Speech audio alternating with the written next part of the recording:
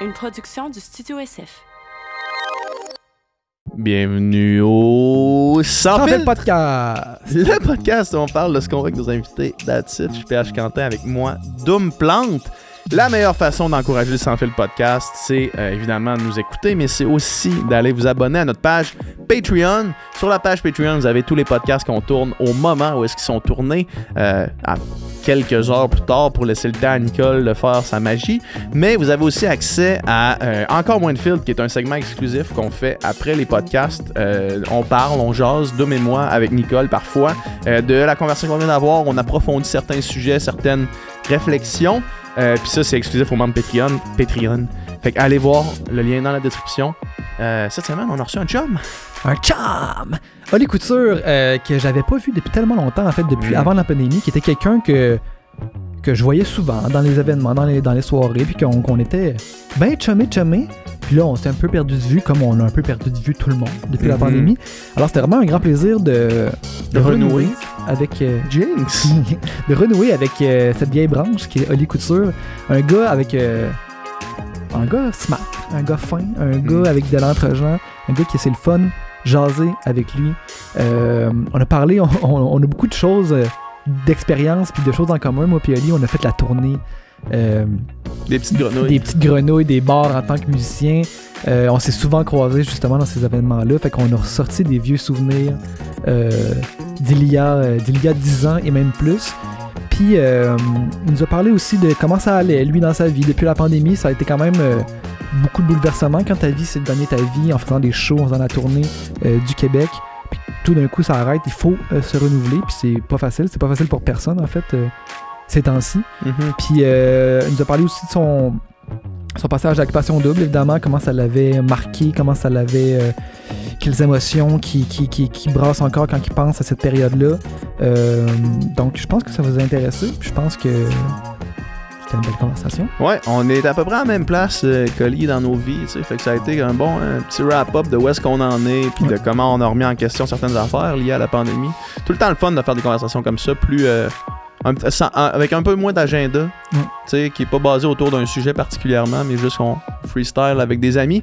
Fait que on espère que vous allez aimer la conversation. Et juste avant de vous y laisser, on va les remercier nos commanditaires. Rock. Le podcast de cette semaine est présenté par InfoBref.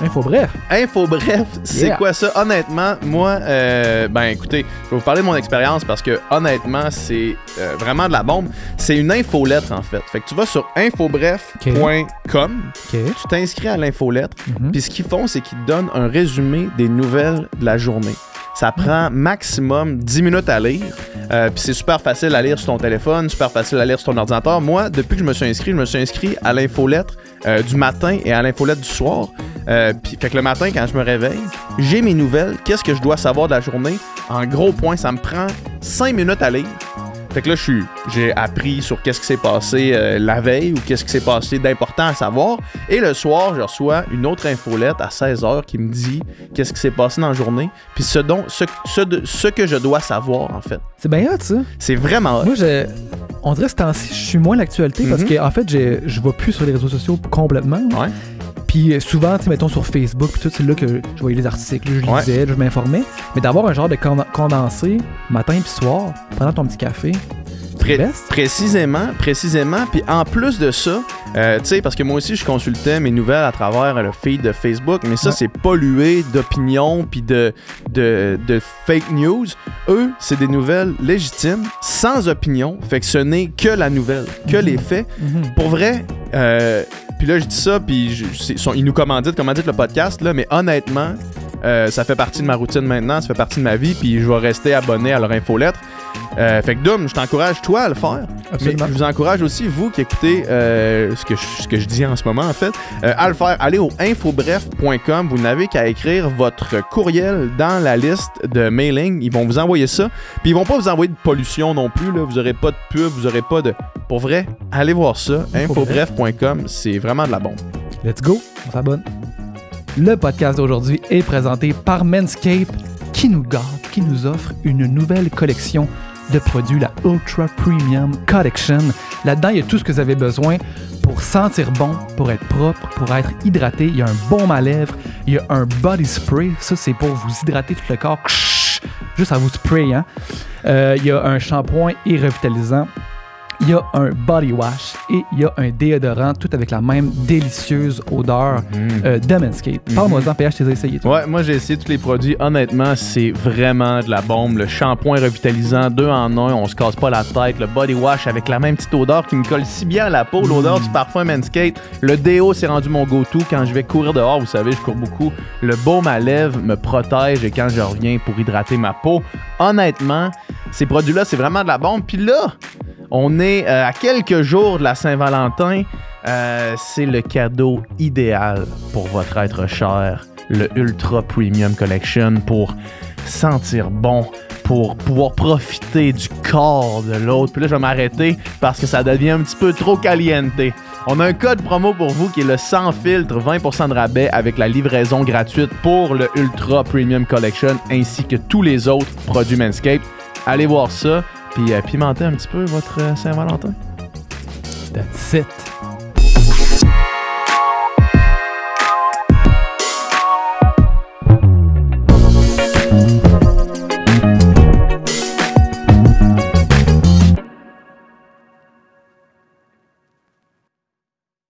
All right. Ali, merci d'être là. Merci tellement de me recevoir. Pour vrai, je suis vraiment content, les gars. Ça fait plaisir. Beaucoup. Yeah, man. On soutient entre gars de Québec. Yes. Entre gars de Québec, né en 91. 91, ouais. Oui. Ouais, non, c'est bien. Mais lui, c'est un Québécois, c'est un gars de Québec adopté. Là, Ouais, moi aussi. Ouais. Il vient de Saint-Elzéar. De Beauce, ouais, bien, ouais. Je fais des recherches? Non, mais je sais. Le gars, il a wiki, là. Mais, ouais, non, je suis arrivé à Québec à, je pense, 22. Ah. Ouais. Mais c'est les années, tu sais, c'est les années formatrices que tu... En tout cas, moi, en ce qui me concerne, tu sais, moi, je suis né à Chicoutimi, puis j'ai déménagé à 10 ans, of course, que j'ai pas passé beaucoup de temps là, pas mal moins que toi, mais... Ouais.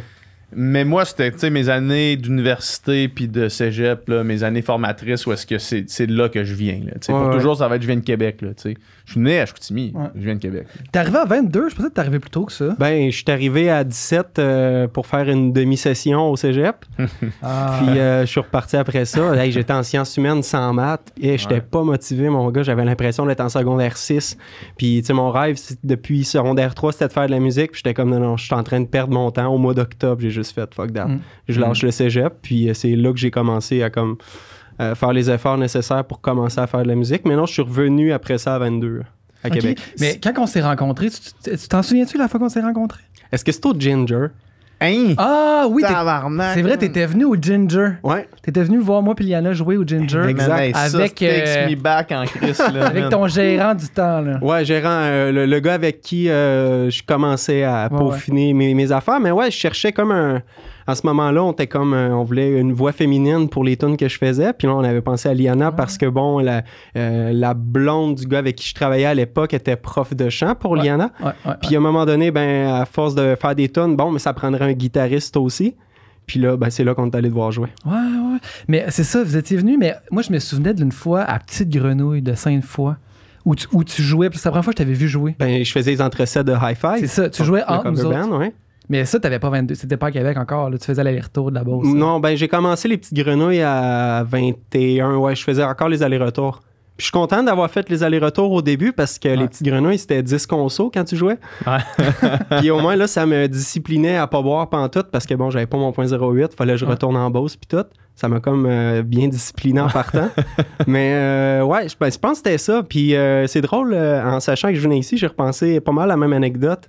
De quand on a commencé à Petite Grenouille, t'étais avec ton band, moi j'étais là en chansonnier. Ouais. Puis j'ai un flash que j'ai fait My Heart Will Go On, puis tu trouvais ça bien le fun.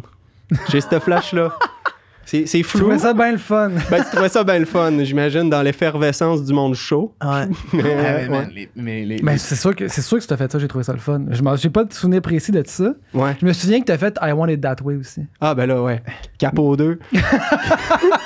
La mineure. En medley avec Wonderwall, un classique. Un classique. Les chansonniers sauront. Là, c'est ça, c'est un langage de chansonnier. Oui, c'est comme les chansonniers, dans le fond, c'est comme les magiciens, là, tu sais, pour partager tes trucs, musique de chansonnier, il faut que tu ailles dans des soirées sombres où est-ce qu'il y a juste des chansonniers qui se partagent. T'es catch les patterns, t'es catch assez vite. Tu dis, bon, Capo 2, check bien, il va faire ça, puis ça, puis ça. Ah, non, c'est... C'est vraiment un réseau, là. C'est vraiment, là, genre... je sais pas, là, les cartels des chansonniers, là, vous dispatchez les places, là, faites la tournée des petites grenouilles. C'est drôle, man, parce que c'était moi qui gérais la page remplacement chansonnier Québec pendant que j'en faisais. Puis là-dedans, ça s'envoyait les remplacements puis tout. Mais ah non, c'était cool. C'était des belles années, les petites grenouilles. C'était très formateur. T'en as fait en esti, toi, man, ouais, j'ai fait 6 ans de temps, ouais. Chansonnier, là. T'en as fait 6 ans de temps, temps plein? Les petits grenouilles, c'était peut-être le 2 tiers de mes gigs. L'autre tiers, c'était des gigs en cover band aussi. Ouais. Puis tranquillement, dans les dernières années, quelques gigs de compo. Mais ouais, c'était pas mal entre 200 et 240 gigs par année. Ouais, c'était... Hey man, c'est de la gig en tabarnak. Mais c'était dans le temps que genre la petite grenouille faisait genre mercredi ou samedi. Ouais. Toi, t'allais à Jonquière, tu faisais 4 shows. Il y avait 17 petites grenouilles quand j'ai arrêté d'en faire aussi. Fait que combien il y en a maintenant? Probablement 2 ou 3, là. Genre, je sais. Ben, je pourrais pas dire. Je sais pas, honnêtement. Moi, j'ai comme arrêté les petites grenouilles en 2018. Je venais de lancer mon album, puis j'étais comme, bon, là, c'est assez, je veux faire un switch. Mais non, quand j'ai arrêté, il y en avait 17 encore. Fait que en faisant le tour, c'est pas long que ça te remplit un horaire. Là. C'est fou, man. Les petites grenouilles, man, ça me ramène. Ah oui, ça me ramène tellement parce que cégep, t'allais là, man, les bocs à 1$, les bocs givrés à 1$. Givrés, des fois, ils étaient chauds micro-ondes. Puis là, man, moi, je me rappelle, le monde... Tu sais, man, Chris, il est rendu 2h30, le monde vomissait dans le bar partout, man. Je me rappelle pas. Je me rappelle de l'odeur, on dirait. Je me rappelle de l'odeur des petites grenouilles. Ouais. Je l'ai drette dans le nez, l'odeur. C'est comme un mélange de bile puis de produits chimiques. C'est comme... mais j'ai tellement aimé ça, faire ça. Je sais pas, toi, t'en as-tu fait longtemps? Je n'ai fait pendant une couple d'années, là. Mais tu sais, pas autant que toi, mais genre, on en faisait en band, surtout. Il y avait moins de bands que de chansonniers. Ouais, c'est ça. C'est ça. Il y a plus de chansonniers que band. Mais on est allé à Jonquière, on est allé à Rimouski une couple de fois, puis Québec, Lévis, compagnie, là. Trois-Rivières, sûrement aussi. C'était vraiment les débuts, tu sais, de notre band de cover. C'était comme... là qu'on s'est vraiment rodé, là, qu'on est devenu comme... c'est ça. Qu'on a joué, puis c'était... Au début, là, on jouait de 10 à 11. Après, il y avait 1 heure de break de chansonnier. On jouait de minuit à 1 heure de break, 2 à 3. Ah, man. Fait qu'on jouait 3 heures de musique. Ah ouais? Puis entre 10 le soir puis 3 heures du matin. Fait que, man, on n'était pas couché. Avec 2 heures de pause au travers. 2 heures de 10 pause. qu'on saute. Ouais, c'est ça. Pendant la pause, t'es pas en train de boire de l'eau puis de te tirer. Clairement. Tu fais pas d'une sieste pour ton yoga, là. Tu sais, moi, je suis pas tombé dans le vice tant que ça, mais les premières fois qu'on allait à Jonquière, dans une petite grenouille en logé, là, qu'on était logé, genre, on couchait genre au 2e dans l'espèce d'appart. Je suis pas allé à Jonquière. Genre le matelas à terre direct, puis genre... Ça, ces fois-là, on l'échappait. Mais début vingtaine, c'est le meilleur moment pour vivre ça. Là. C'est comme, c'est cool de dans un matelas pas lavé du chansonnier de la semaine d'avant, puis que je suis chaud, puis je dors 2 heures. Moi, je sais pas pourquoi. Tu es capable de reset pas mal plus quand t'as 20 ans. Là, moi, je le sais maintenant. Man, moi, je vire une brosse là, c'est 2 jours. Man. Ouais. 2 jours j'ai comme arrêté de boire, moi, durant la pandémie, pas mal. Aussi, vraiment. Un coup, j'ai bu 3 bières, je suis comme, je suis tanné. J'avais la bière sociale pas mal plus. Que je pensais. Ouais. C'est clair parce que, tu sais, c'est trop facile là, de juste finir défoncé. Tu sais, quand ça descend bien, quand c'est le fun. Surtout, tu sais, moi, c'est que quand j'allais te voir, là, tu sais, mettons, jouer, là, ça virait en tabarnak, là, tu sais. Toutes les gigs que je suis allé voir, mettons, de musique live dans des bars de party, là, pas des salles de spectacle, là, mais des bars de party, si t'es là, dépasser 1h30, t'es complètement croche. Alors, si t'es là à jeun, passer 1h30, je comprends pas que c'est ça. T'as aucun fun, là. Non, t'as aucun fun. Le fameux dernier set entre 2 et 3, là, il se passait des affaires, mon gars, man, que genre... Tu sais, nous autres, on est comme sur le stage, mais on voit tout là, ce qui se passe. Puis là, c'est comme, je peux pas croire. Eux autres sont en train de quasiment se battre. Eux autres sont quasiment en train de fourrer. Lui, quasiment en train de vomir. C'est comme, il se passait des affaires, mais on dirait, man, un autre univers. Là, je trouvais ça fascinant, moi aussi. Puis on dirait que pendant que je jouais, j'ai tellement vu du monde, mettons, que je savais en couple, mais que finalement non. Ouais. Pendant ces années-là, là, je voulais tellement pas être en couple. Là. On dirait que j'étais complètement désillusionné de ce que pouvait être une relation amoureuse. J'étais comme, je veux rien savoir. C'est sûr, je me fais faire ça. C'est sûr. Fait que non, t'envoies en tabarouette, ouais. Ouais. Moi, je me rappelle, moi, j'ai sorti quand même 2 ans et demi avec une fille qui travaillait dans des bars. Puis quand j'allais, mettons, la chercher, parce que je travaillais jusqu'à tard, puis je restais réveillé ou je gamais ou whatever, puis j'allais la chercher à la fin de son chiffre, je me rappelle rentrer à jeun dans un bar. Ouais. D'où est-ce qu'il est 3 heures puis le monde ramasse leur manteau au coat-check, là, c'est le pire affaire. C'est la pire affaire. Il n'y a rien de glorieux. Tu sais, quand t'es dedans, là, c'est ça le plus grand mystère, man. C'est que, genre, quand t'es au même niveau que tout le monde, t'as l'impression que tout le monde est normal. Tout est normal. Mais dès que t'es pas dans le mood, là, ça se passe pas. Juste l'odeur quand tu rentres dans un bar à 3 heures du matin. Ouais. C'est un mélange de swing puis d'alcool. Ouais, puis super humide en même temps. C'est chaud dans ta face. Et quand t'es dedans, c'est comme tout est normal. Genre. Ouais. T'es couvert de sueur, ton gilet est mouillé au complet, mais c'est normal. Ouais, puis t'es juste bien. C'est ça que tu veux, tu sais. Ouais. Je sais pas pourquoi. C'est dans la mystique des bars. On dirait, mais on parle de ça, ces souvenirs-là. C'est un autre vie, j'ai l'impression. Ouais, je suis d'accord. C'est fucking un autre vie, genre, j'ai l'impression que c'était le 100 ans. C'est fucké comment que ça a changé du jour au lendemain. C'est ça. Est-ce que vous pensez que c'est à cause du temps décalé des grosses années de ces gigs-là dans la Petit Grenouille, ou c'est vraiment la pandémie? On dirait que ce concept-là, mettons, là, de, je sais pas, rentrer au boudoir un samedi soir, puis que ce soit tout le monde soit complètement torché, ça sent dégueulasse, puis là, il y a du monde qui s'embrasse un peu partout. Ça, on dirait que ça existe plus. On dirait que ça existe plus. Ce concept-là, c'est plus une option, c'est plus possible. C'est l'ancien temps. Le monde va avoir une petite réserve. Je suis pas mal certain à partir de maintenant. Ou ça bascule de l'autre bord, puis là, c'est comme une fois qu'on ouvre la valve, le monde compense x4. Parce que c'est quand même dans la nature humaine de se torcher puis de chercher à faire le party puis à connecter. Là, fait que peut-être que étant donné qu'on se restreint en ce moment, quand l'élastique va lâcher... Mais va-tu lâcher? On va-tu ouvrir la valve? Moi, je pense que la valve va s'ouvrir à ceux qui ont comme 17, 18, 19, 20, là, qui n'ont pas pu vivre ça encore. Ouais. Je pense que... en tout cas, j'imagine que je recule, mettons, de 10, 12 ans. Moi, je pense que je verrais fou. Là. On m'annonce que les bars rouvrent demain. Là, parce que... J'ai tellement trippé à faire ça aussi. Puis je suis jamais vraiment sorti. Ben oui, là, je sortais des fois dans les bars, mais la plus grande majorité du temps que j'étais dans un bar, c'était pour jouer aussi. Fait qu'il y avait comme l'aspect de... C'est moi qui entertain, le party lève, c'est sûr, ça me coûte rien d'alcool. Fait que je sais pas si ma pensée est biaisée par ça, mais j'ai comme l'impression que si ça ouvre là, mettons les bars...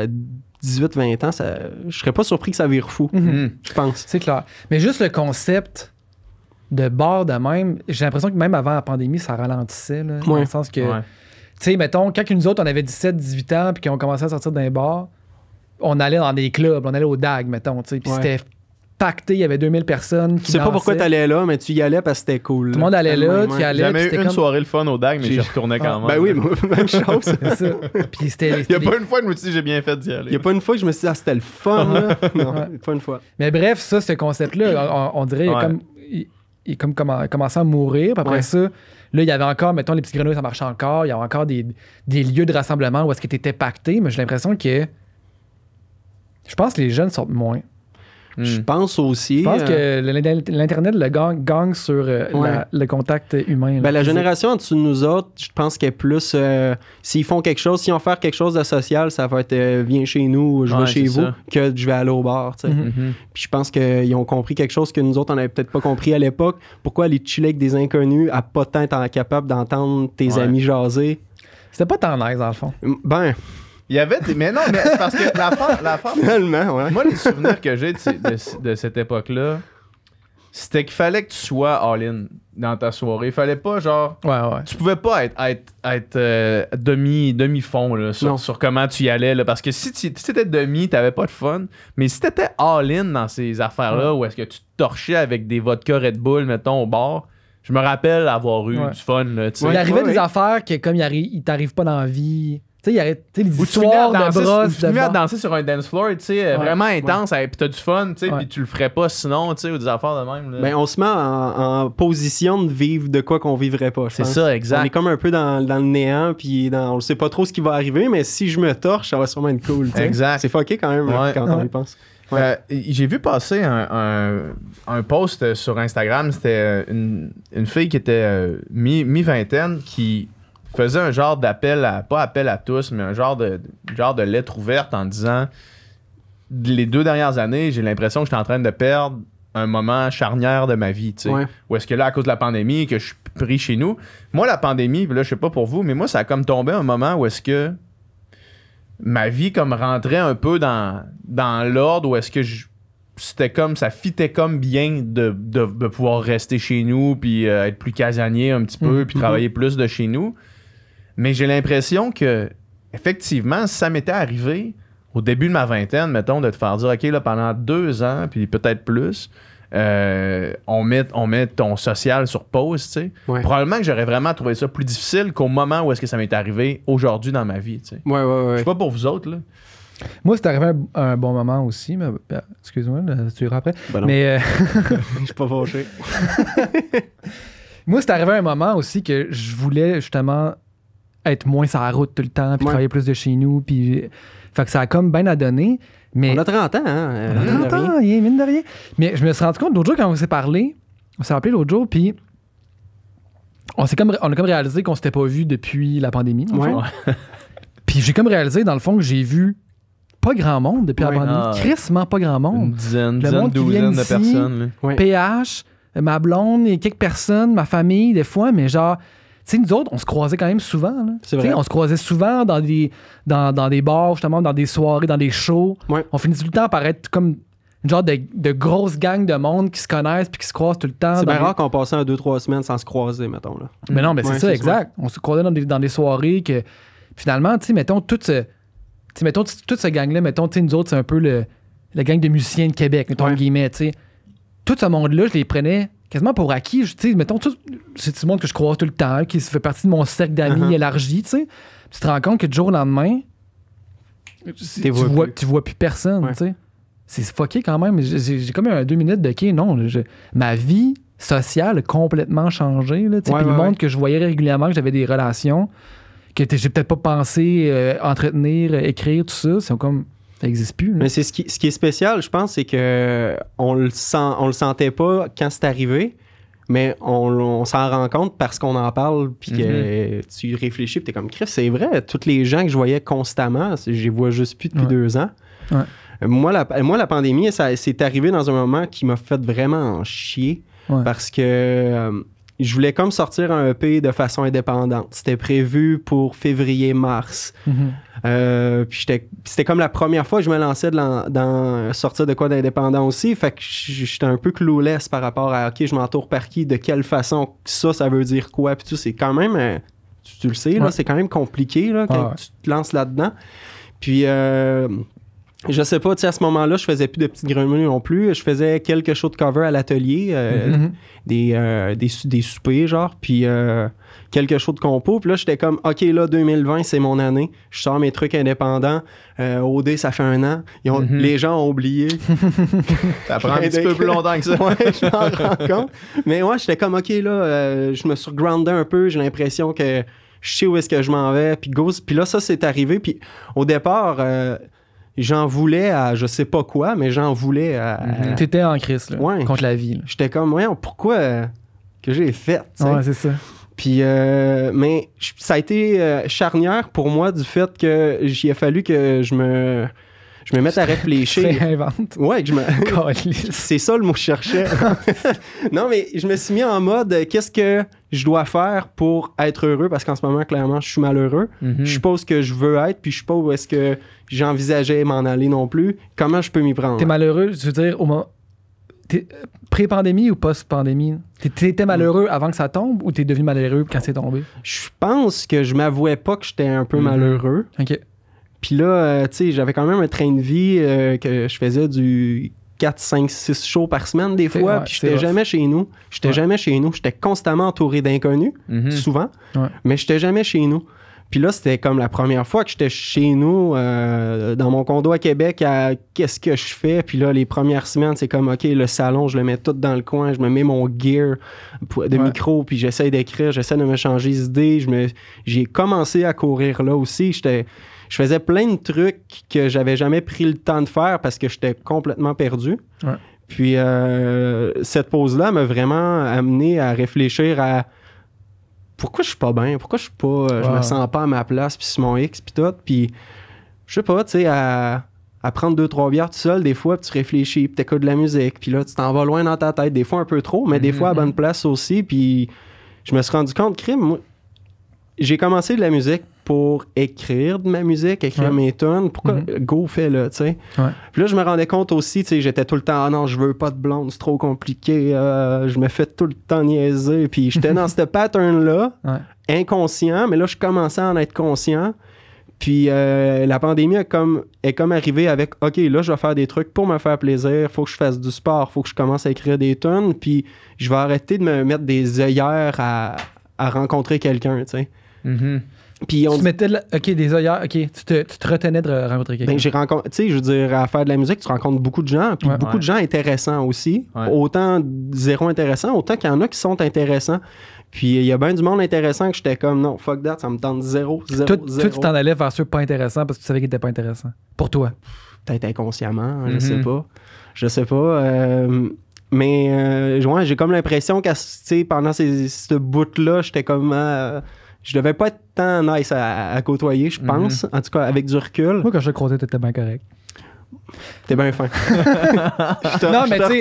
Mais tu sais, c'est ça, mais encore une fois, nous autres, on se voyait, puis tu sais, on était amis, mais tu sais, j'étais pas ton confident, t'étais pas mon confident, dans le sens que, tu sais, on se connaissait pas deep, là, tu sais, dans le sens je me rends compte que j'avais pas de confident non plus. Ben, c'est ça.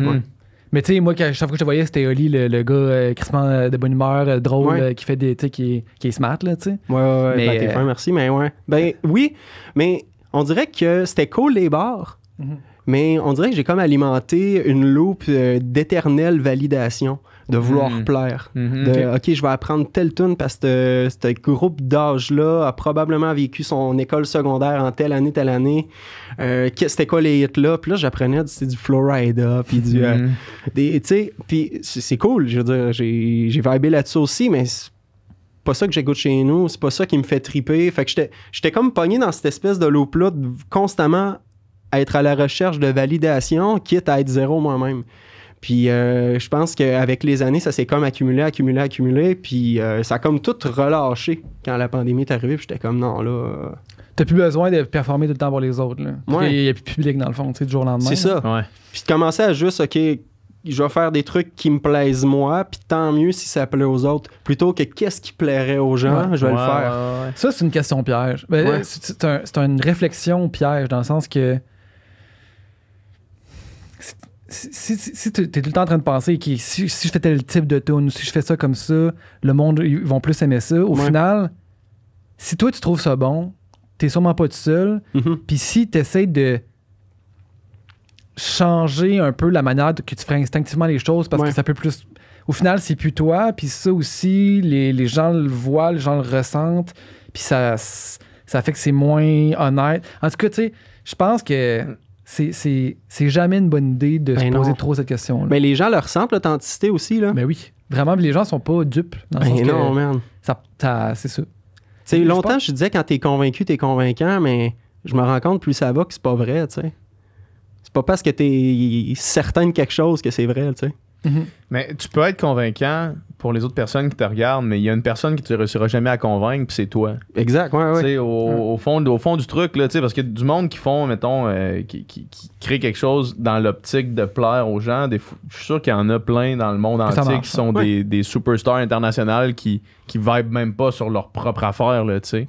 Sauf que tu sois capable de vivre avec ça quand même. Puis ça, c'est probablement la partie la plus tough. Mais c'est aussi que, tu sais, au final, mettons que tu crées quelque chose que tu es vraiment fier, il peut se passer deux affaires. Soit, mettons, le monde embarque dans ton projet, puis le monde aime ça. Ou ça fait pas vraiment de vague, puis ça reste pas mal là. Si tu es vraiment fier de ce que tu as fait, il te reste au moins ça. Il te reste le fait que tu es fier de ce que tu as fait. Même si ça lève pas, tu es comme... Il existe pour toujours, mais puis toi, tu les aimes, puis toi, tu es fier d'avoir créé ça. Ouais. Si ça marche pas, puis en plus, tu n'es pas fier de tes tunes, il te reste rien. Ça 100%. Exact. Ouais, parce que même si c'est ça se peut que ça lève pas, même si tu essaies de faire de quoi dans l'optique que ça lève. Là, ouais. Ben, au moins, comme tu dis, si tu l'as filé puis tu étais honnête avec toi-même en le faisant, au moins, si ça lève pas, ben, tu seras pas ça a pas levé, puis en plus, j'aimais pas ça. Ouais, c'est ça. C'est moins. J'ai fait de quoi qui est pas le fun, puis en plus, ça a pas levé. Exact. Ouais. Mais c'est ça. Tu sais, comme je disais, j'étais comme pogné dans le loop. Puis après ça, tu sais, mon premier album était très années 60, à la française. Puis j'ai adoré faire ça. J'ai énormément écouté genre ces grands chanteurs-là, Aznavour, Brel, Gainsbourg. Puis je suis embarqué dans cette persona-là parce que j'avais envie de le faire, puis je tripais à le faire. Puis on dirait que l'accumulation de tout ça, c'était tout le temps crime. Je suis jamais moi-même, c'est ce qui est touché avec faire de la musique, de l'art en général, mais en ce que je sais, du moins, ce qui est touché avec faire de la musique, c'est que si tu connectes pas avec ce que tu fais, t'as pas de fun. Ouais, c'est ça. Puis c'est là que ça devient lourd, puis c'est là que ça devient une job, alors que je pense pas que quand t'en fais, il faut que ça en soit une. Si t'as pas de fun, à moins d'être vraiment bon acteur, ça va finir par paraître. Il y a tout un effet domino à ça qui est comme... Ben, il y en a qui le font bien, puis tant mieux s'ils sont heureux. Mais en tout cas, moi, ce qui me concerne, ça me rejoignait pas. Il y en a qui font... Moi, c'est ça. Mais il y en a aussi qui font de la musique ultra commerciale, mais ils trippent vraiment là-dessus. Ouais, faut. Ludovic Bourgeois, il est venu ici. Là, genre, le gars, il trippe là, sur ce qu'il fait. Là, puis genre... C'est genre de...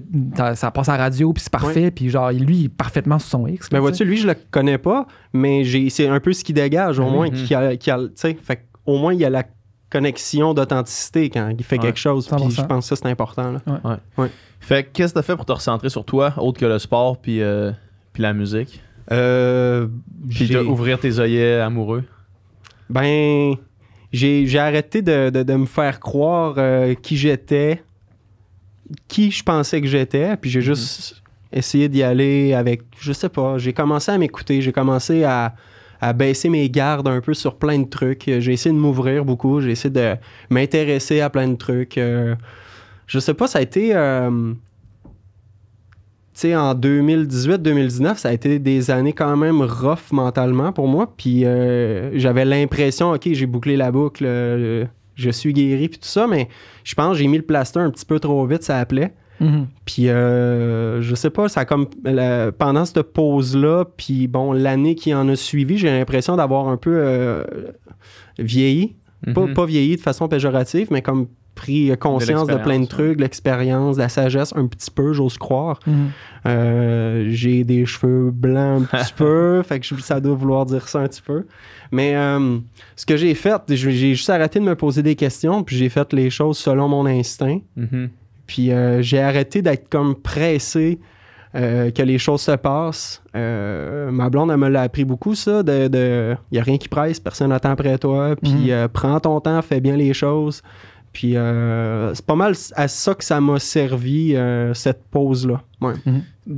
Descendre ses œillères, c'est vraiment un point capital. Moi, c'est un travail constant que je fais, que j'ai commencé à faire, pas dans les dernières années quand même, mais une fois que tu t'ouvres plus tes ports aux expériences puis aux différents points de vue, même si tes opinions changent pas sur X ou Y sujet, au moins d'avoir été capable d'emmagasiner d'autres visions du monde, ça rend... moi, ça m'a vraiment rendu plus zen. Ça m'a groundé vraiment de juste laisser tomber l'espèce de présupposition que j'avais des choses. C'est pas la présupposition le mot que je cherche, là, mais ça m'a permis de laisser tomber l'espèce de... Je sais pas, c'est quoi le mot que je cherche? Quand t'arrives avec l'idée que tu fais préjugé, laisser des préjugés de plein d'affaires. Quitte à t'y intéresser puis de confirmer ce que tu pensais déjà, mais au moins de donner la chance de peut-être changer d'idée. Là. Ouais, exact. Exact. Puis ça, on dirait que ça m'a amené à un niveau de paix plus grand, mettons.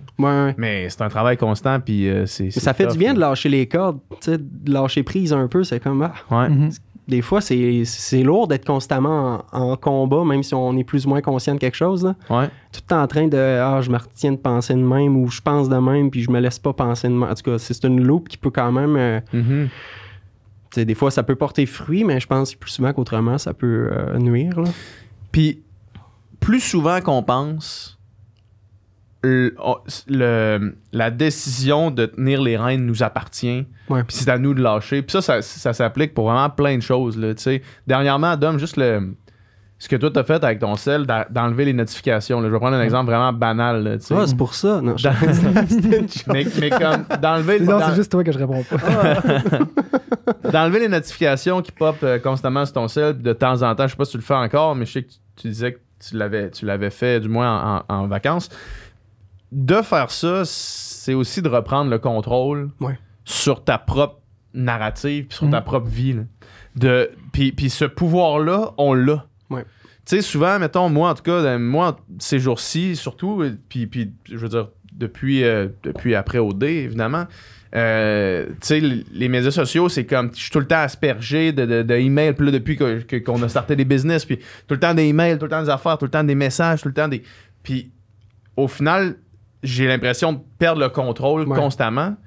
Mais quand tu te rappelles que c'est toi qui l'as le contrôle, puis c'est à toi de le laisser aller. Tu sais, c'est à toi de le laisser aller, de faire OK, non, ça ne va pas me diriger. Tu sais. Puis c'est le même principe avec tes opinions. Souvent, là, tu tiens tellement mordicus à ton point que tu es prêt à pourrir de l'intérieur pour essayer de défendre ton point, même si tu n'as pas un argument clair avec quelqu'un d'autre, là, de défendre ton point dans ta tête. Mais de laisser aller le fait que l'autre personne ne pense pas comme toi, ça aussi, ça t'appartient, tu sais. Puis c'est le même principe, chaque fois que tu vois n'importe quelle information qui t'est garochée quand tu scrolls ton feed ou whatever, ça t'appartient de ne pas te laisser fâcher par ça, 100%. De ne pas te laisser atteindre par ça. Puis là, je dis ça, je prêche comme si je l'avais accompli, là. Mais c'est ça, mais... T'en parles, mais c'est parce que toi, c'est quelque chose... J'en parle parce que c'est un travail constant là, de faire... OK, non, mais c'est jamais acquis, ça. C'est moi qui ai le contrôle. C'est moi qui ai le contrôle de qu'est-ce qui me dérange. Puis au final, c'est rare qu'on est dans une situation de vie ou de mort là, par rapport à n'importe quoi. Là. Mais on n'est pas un swipe-up d'une mort. Là. Non, c'est ça. T'as le contrôle de choisir ce que tu... Mais c'est beaucoup de vagues. Swipe up, sinon tu meurs. C'est comme... Pas le choix. Double tap ou tu meurs. Mais on a toujours le contrôle là-dessus. Mais pour revenir à ce que tu disais par rapport aux opinions puis ne pas vouloir démordre, j'ai entendu il y a quelques années quelqu'un dire... il discutait avec une autre personne justement qui était très fermée. Puis il lui a dit, là tu m'écoutes pour me répondre, tu m'écoutes même pas pour me comprendre. Puis ça a comme fait... Ça a commencé à spinner dans ma tête. Puis je suis comme, c'est vrai, des fois, tu commences une discussion sur un sujet, t'écoutes parler l'autre, mais pas tant que ça, parce que t'es juste en train de penser à ce que tu vas répondre. Puis ça, c'est juste un premier réflexe de fermeture, tant qu'à moi. Là. Tout de suite, te dire, ah non, moi, mon idée est déjà faite. Ton idée, elle peut être faite, mais reste ouvert quand même, tu sais. Puis ça aussi, c'est drôle que t'en parles. Ben drôle, c'est pas drôle. Mais on se roule à terre en ce moment. On se bidonne. Mais je trouve ça le fun que tu le soulèves parce que moi aussi, ça fait peut-être 1 an que je catch ça. C'est pas parce que moi je pense de même que c'est de même qu'il faut qu'on pense. Et vice-versa, c'est pas parce que quelqu'un va penser de même qu'il a raison ou qu'il a tort. Puis... Ou même si, tu sais, mettons qu'on prend l'exemple aussi précis du vaccin en ce moment. Là. Même si là, autour de la table, on est des convaincus là, que c'est la bonne chose à faire. Mais que le gouvernement. Avec les merdias. On est convaincus que les merdias et le gouvernement. Mais tu sais, on est convaincus. Puis honnêtement, moi, je peux être fondamentalement être certain que c'est la chose, que c'est la bonne solution. Mais rendu où est-ce qu'on en est dans la pandémie, dans le processus, je vais pas faire changer l'opinion de personne. Là, ben non. En m'obstinant ou en étant fâché que cette personne-là ait son opinion. Genre, rendu où est-ce qu'on en est 2 ans in. Mais personne à qui tu vas en parler va changer d'idée au point où on en est. Surtout pas si tu le fais d'une manière agressive en confrontation. Tu sais, hier soir, là, j'étais ici avec quelqu'un que tu connais qui est pas vacciné puis qui est vocalement contre ça puis contre le gouvernement. Puis tu sais, au final, sur plein d'autres aspects, c'est un être humain qui a plein de belles qualités puis qui a plein de... Sûrement super sensé. Puis genre, tu sais, on a discuté, puis on n'a pas discuté longtemps parce que... Clairement, ça va nulle part. Ça va nulle part, mais tu sais, je suis comme... Dans le respect, tu dis toi ce que tu penses, puis pourquoi ça, puis tu sais, sans attaquer l'autre, puis tu peux juste peut-être semer une graine dans sa tête. Mais ça t'appartient plus. Là. Ça m'appartient plus, puis après ça, c'est comme, c'est ça, tu sais. Mais faut jamais que ça soit sur le ton de vouloir convaincre non plus. Parce que c'est là que l'autre va se fermer, tu sais. C'est pas... mais ça a tout le temps été touché de parler de ça, là. Mais le best, c'est de poser des questions. Pourquoi tu penses de même? Puis des fois, des fois, la personne va comme se rendre compte qu'elle n'a pas de réponse à ses questions, là, tu sais, ou à aux questions. Si elle n'est pas trop orgueilleuse, ça peut mener à ça. Ou qu'il y a du... ou c'est ça, ou qu'il y a un loophole dans son train de pensée. Là, comme... Mais ouais, mais oui, c'est ça. Mais plus largement que le vaccin, tu sais, même si tu peux être convaincu de ta propre idée, l'opinion des autres, man, ça leur appartient, puis ça t'appartient à toi de comment tu l'assimiles, puis comment tu le prends, tu sais. Ouais. Puis de le laisser aller, puis de laisser aller l'opinion des autres, ça, man, c'est... Mais laisser aller l'opinion des autres, c'est une chose, mais laisser aller l'opinion des autres sur toi, ça, c'est rough. Non, mais c'est exact. Ça, c'est le pire, ça. C'est ça. J'avais une conversation dernièrement au téléphone, puis je me disais... L'opinion que les gens ont de moi, que les gens qui ne me connaissent pas ont de moi, ça devrait rien me faire. C'est clair. Ça devrait rien me faire. Mais c'est pas ça, là. Puis moi, je le sais, c'est pas ça qui se passe dans la vie, là. Sauf que si t'es capable de le rationaliser, ça devrait rien te faire. Ils te connaissent pas. C'est tough rationaliser ça quand même. Ben, c'est tough, man. Ouais. Surtout quand on est, comme tu l'as été aussi, exposé au public. Puis là, je veux dire, à OD, man. Ouais. Le monde, ils se sont fait des idées de moi, ils se sont fait des idées de toi. C'est du monde qui nous connaissent pas. Puis des idées sont fait des idées de nous. Des idées qui sont des fois, oui, accurate, mais des fois que t'es comme... Mais c'est tellement pas ça. Puis tu sais, juste que ce soit accurate ou pas, mais ça devrait pas, t'as raison. Ils te connaissent pas, man. Oui. Fait que autant l'opinion négative que l'opinion positive idolâtre, tu sais. Ils ont le droit d'avoir leur opinion de toi. Tout le monde a le droit d'avoir son opinion de X ou Y affaire. Mais des gens qui te connaissent pas, leur opinion, ça devrait rien nous faire. Tu sais, ça a du beau les réseaux sociaux, mais ça a du lait, puis ça fait partie du lait. De donner, tu sais, je vois les réseaux sociaux, mettons le Messenger, le DM, ou ben non, des posts Facebook, je vois ça comme un micro. Tu tends à une personne dans une grande foule, puis cette personne-là, elle va dire quelque chose. Normalement, le micro, tu le donnes à quelqu'un qui a de quoi à dire, puis... mais bien souvent, ceux qui parlent le plus fort sur les réseaux sociaux de façon diffamatoire, c'est pas les gens à qui on donnerait un micro dans une assemblée. En tout cas, souvent. Puis c'est ça que je trouve... je trouve que c'est ça le lait des réseaux sociaux, c'est que les gens qui t'adorent, puis qui te respectent, puis qui vont te donner plein d'amour, ils vont le faire en personne, majoritairement, la plupart du temps. Puis ceux qui te détestent vont le faire en message. Fait que c'est sûr que... C'est sûr que quand t'es dans... Tu parlais de l'espèce de mer de réseaux sociaux, puis c'est facile de tomber dans l'eau, puis pas se rendre compte que t'as le contrôle au final. C'est quand même... c'est quand même tough de dissocier ça. Parce que tu vois juste souvent les commentaires négatifs. Les gens qui t'aiment, mais ils attendent de te voir et te le dire. Le négatif est bien plus vocal et bruyant que le positif sur les réseaux sociaux. C'est ça qui fait que des fois, l'atmosphère sur les réseaux sociaux, puis encore une fois, là, on est tous... on choisit qu'est-ce qu'on suit, qui qu'on suit, tu sais, puis ça, il faut faire vraiment un ménage, mais c'est pour ça qu'à un moment donné, c'est comme, Chris, il me semble, pourquoi ça fait 15 minutes que je regarde Instagram, puis là, je me sens tout croche en dedans, genre, pourquoi que... C'est pas normal. Tu sais, c'est comme, qu'est-ce qui se passe, là? Il y a quelque chose là-dessus. Qu'est-ce qu'ils viennent créer, ce sentiment-là? Il y a une atmosphère, là, tu sais, qui est pas saine, ça, c'est clair. Vous a-tu fait ça, vous autres, avez-vous eu le unfollow facile, là, pendant la pandémie? Ah, moi, j'ai cleané mon jeu, mon gars, je pense que je suis 130 personnes maintenant, puis c'est juste des gens que je connais personnellement. Pratiquement à part, genre, National Geographic, puis North Face, là, mettons, là. Ouais, une coupe de mimes. Mais pour vrai, j'ai cleané mon jeu absolument parce que je t'ai rendu. J'ai fait ça aussi, 0, puis après ça, me réabonner. Ouais. Ça a fait du bien parce que ça faisait ça. Je regardais les réseaux sociaux, puis tu te compares automatiquement. Peu importe c'est qui tu suis, tu vas te comparer. En plus, c'est que tu te compares avec la meilleure version des gens. Parce qu'il y a personne qui va mettre les eux à la... Il y en a qui vont mettre ça même de façon théâtrale, eux à leur pire, mettons, là, tu sais, mais tu te compares avec les succès, là. Puis souvent, les succès des gens qui sont zéro comme toi. Ouais. Fait que là, tu sais, mettons... Qui ont aucunement les mêmes aspirations, genre, aucunement le même... Ouais, non, c'est clairement... Tu sais, mettons, quelqu'un qui, je sais pas, qui est super successful en danse, je danse pas bien. Moi, pourquoi j'ai pas, tu sais... Pourquoi je vois ça, puis ce que je je ressens, c'est pas juste d'être content pour cette personne-là, mais c'est de me comparer à dire, Chris, moi, je suis pas en train de faire des shows. Ça, c'est un exercice le fun à faire, d'arrêter de voir tout comme la compétition, puis de juste te mettre des lunettes de « Ah, c'est bien cool pour lui, c'est bien hot, ça arrive. Ah, c'est bien... Ah, Crème a fait ça, c'est cool, tu sais. Ça fait du bien d'être heureux pour le monde. » Ouais. Mais tu sais, au final, c'est... souvent, la réalité, il peut être crissement loin de ce qu'on voit. Puis une personne peut être crissement successful, mais genre, il y a plein d'autres aspects de sa vie qui chient, là, tu sais. Fait que... Puis c'est pas vrai que nécessairement le succès que tu aurais ou que tu voudrais va faire en sorte que tu aurais pu la petite boule en dedans ou le petit, tu sais. C'est ça. Tu sais, fait que c'est ça.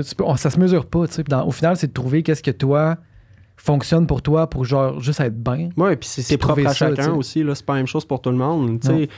Les réseaux sociaux, c'est un peu comme quand on rencontre quelqu'un qu'on parle 5 minutes au bar, tu sais. Of course, qui va montrer sous son beau jour, tu sais.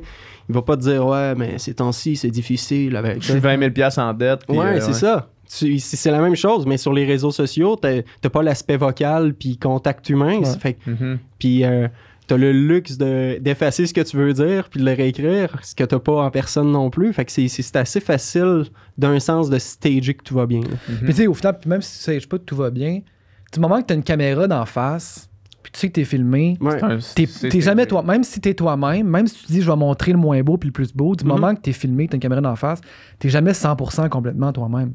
Fait que il y a tout le temps une petite part de mise en scène, il y a tout le temps qu'est-ce que tu choisis de montrer. Dans le pas beau, il y a ce que tu choisis de montrer et ce que tu ne choisis pas de montrer. C'est comme, c'est ça. Fait qu'il y a tout le temps un comme rencontrer les grands-parents d'un de tes amis, tu vas te mettre une petite façade de politesse. C'est rare qu'on va être 100% soi-même. Ah, je m'en fous ce que les gens pensent. Je veux dire, c'est rare qu'on se met dans cet état-là. T'allais-tu dire... J'allais poser une grande question. Vas-y, j'allais poser en plus, là, j'ai posé des questions que peut-être que ça te tente pas de parler, mais en tout cas, ça te tente pas d'en parler, t'en parles pas. Mais mettons, quand tu repenses à OD, justement, c'est quoi les émotions qui surgissent, mettons? Qui surgissent? C'est quoi le souvenir? C'est pas... C'est une période de ta vie qui... Tu sais, j'ai longtemps fait l'exercice d'essayer de voir du positif parce que ça serait me mettre la tête dans l'eau de me dire qu'il n'y en a pas du tout de positif, là. C'est sûr que en y réfléchissant, t'en trouves. Mais le premier sentiment qui me vient, c'est pas mal de l'amertume, je te dirais. Ouais. Tu sais, quand je disais tantôt que j'étais dans une loupe de validation, tu sais, ça faisait comme ça, là, 6-7 ans que je faisais des bars, puis partout ce que j'allais, c'est comme... t'es beau, t'es bon, t'es hot, c'est cool ce que tu fais, blablabla. Puis veux pas, t'as bien beau essayer de rester groundé pis d'avoir les pieds sur terre, c'est flatteur, man, puis tu t'embarques là-dedans, puis tout ça. Puis tu commences à comprendre aussi quoi faire pour te faire dire t'es beau, t'es bon. Tu tombes dans ces patterns-là, c'est sûr. Puis tu sais, OD, on l'écoutait parce que t'étais dedans, Bali, puis je veux dire, le tapis rouge, on s'était fait un tailgate chez Oli Beaulieu, puis on s'était tous ramassés là pour regarder le tapis rouge. On l'écoutait ensemble, c'est vrai. Puis tu sais, moi, j'avais jamais vraiment écouté OD, mais là, j'étais comme, je connais PH, je vais l'écouter. Puis, on s'était vu beaucoup en plus, t'étais là. Ben c'est ça. En fait, c'est l'été qu'on a commencé à se voir. C'est beaucoup vu condenser, puis t'es parti. Fait que j'étais comme, je vais regarder ça, c'est sûr. Toi, c'est venu, tu t'es dit, crème, j'aimerais ça ta place là. J'ai eu envie de le faire quand j'ai vu, c'était comme la première fois là, que t'avais beaucoup d'abonnés sur Instagram quand tu sortais. Puis tu sais, t'es sorti en décembre 2017. Mon premier album, c'était en février 2018. J'étais écœuré de jouer dans les bars à ce moment-là. Puis dans ma tête, le 1+1, c'était juste, si je fais OD, ça va être cool, parce que je vais encore avoir mon... en tout cas, je dis ça aujourd'hui, mais c'est pas ça que je me disais à l'époque. Là, avec du recul, je m'en rends compte que c'était ça, mais je vais retomber dans ma loupe de validation, je vais me faire dire que je suis bon, puis que je suis beau, puis ça va me faire du bien. Puis en plus, je vais apporter du spotlight à l'album que je viens de sortir. Je vais sortir de là, finir les shows de cover, Je vais être une star, je vais rouler là-dessus. Ben, je vais faire pas des je vais être une star, mais au moins quand je vais faire des shows, ça va être pour mes tunes. Ouais. Puis c'est le pourquoi j'ai commencé à vouloir faire de la musique, c'était pour finalement me rendre là. Fait que j'ai juste vu un faux shortcut pour m'y rendre. Puis je suis juste tombé là-dedans. J'étais comme, si je fais ça, ça va me flatter l'ego, ça va me faire du bien. Puis, mais non, avec du recul, c'est beaucoup d'amertume parce que c'est la chose qui m'a le plus fucké dans ma tête de ma vie. Tu sais ce que c'est, là. Tu te dépêches pour attendre longtemps, souvent, puis t'as pas les mêmes repères que tu peux avoir quand tu vis des choses que t'es pas supposé vivre en plus. Fait que t'es un peu confronté au pire de toi-même, mais en tout cas, moi, la façon que j'ai vécu, c'est que je le ravalais tout le temps, puis je le gardais dans moi. Quand t'es quelqu'un d'introspectif, puis qui s'ouvre pas facilement, tu broies du noir en tabarnak. Exact, vraiment.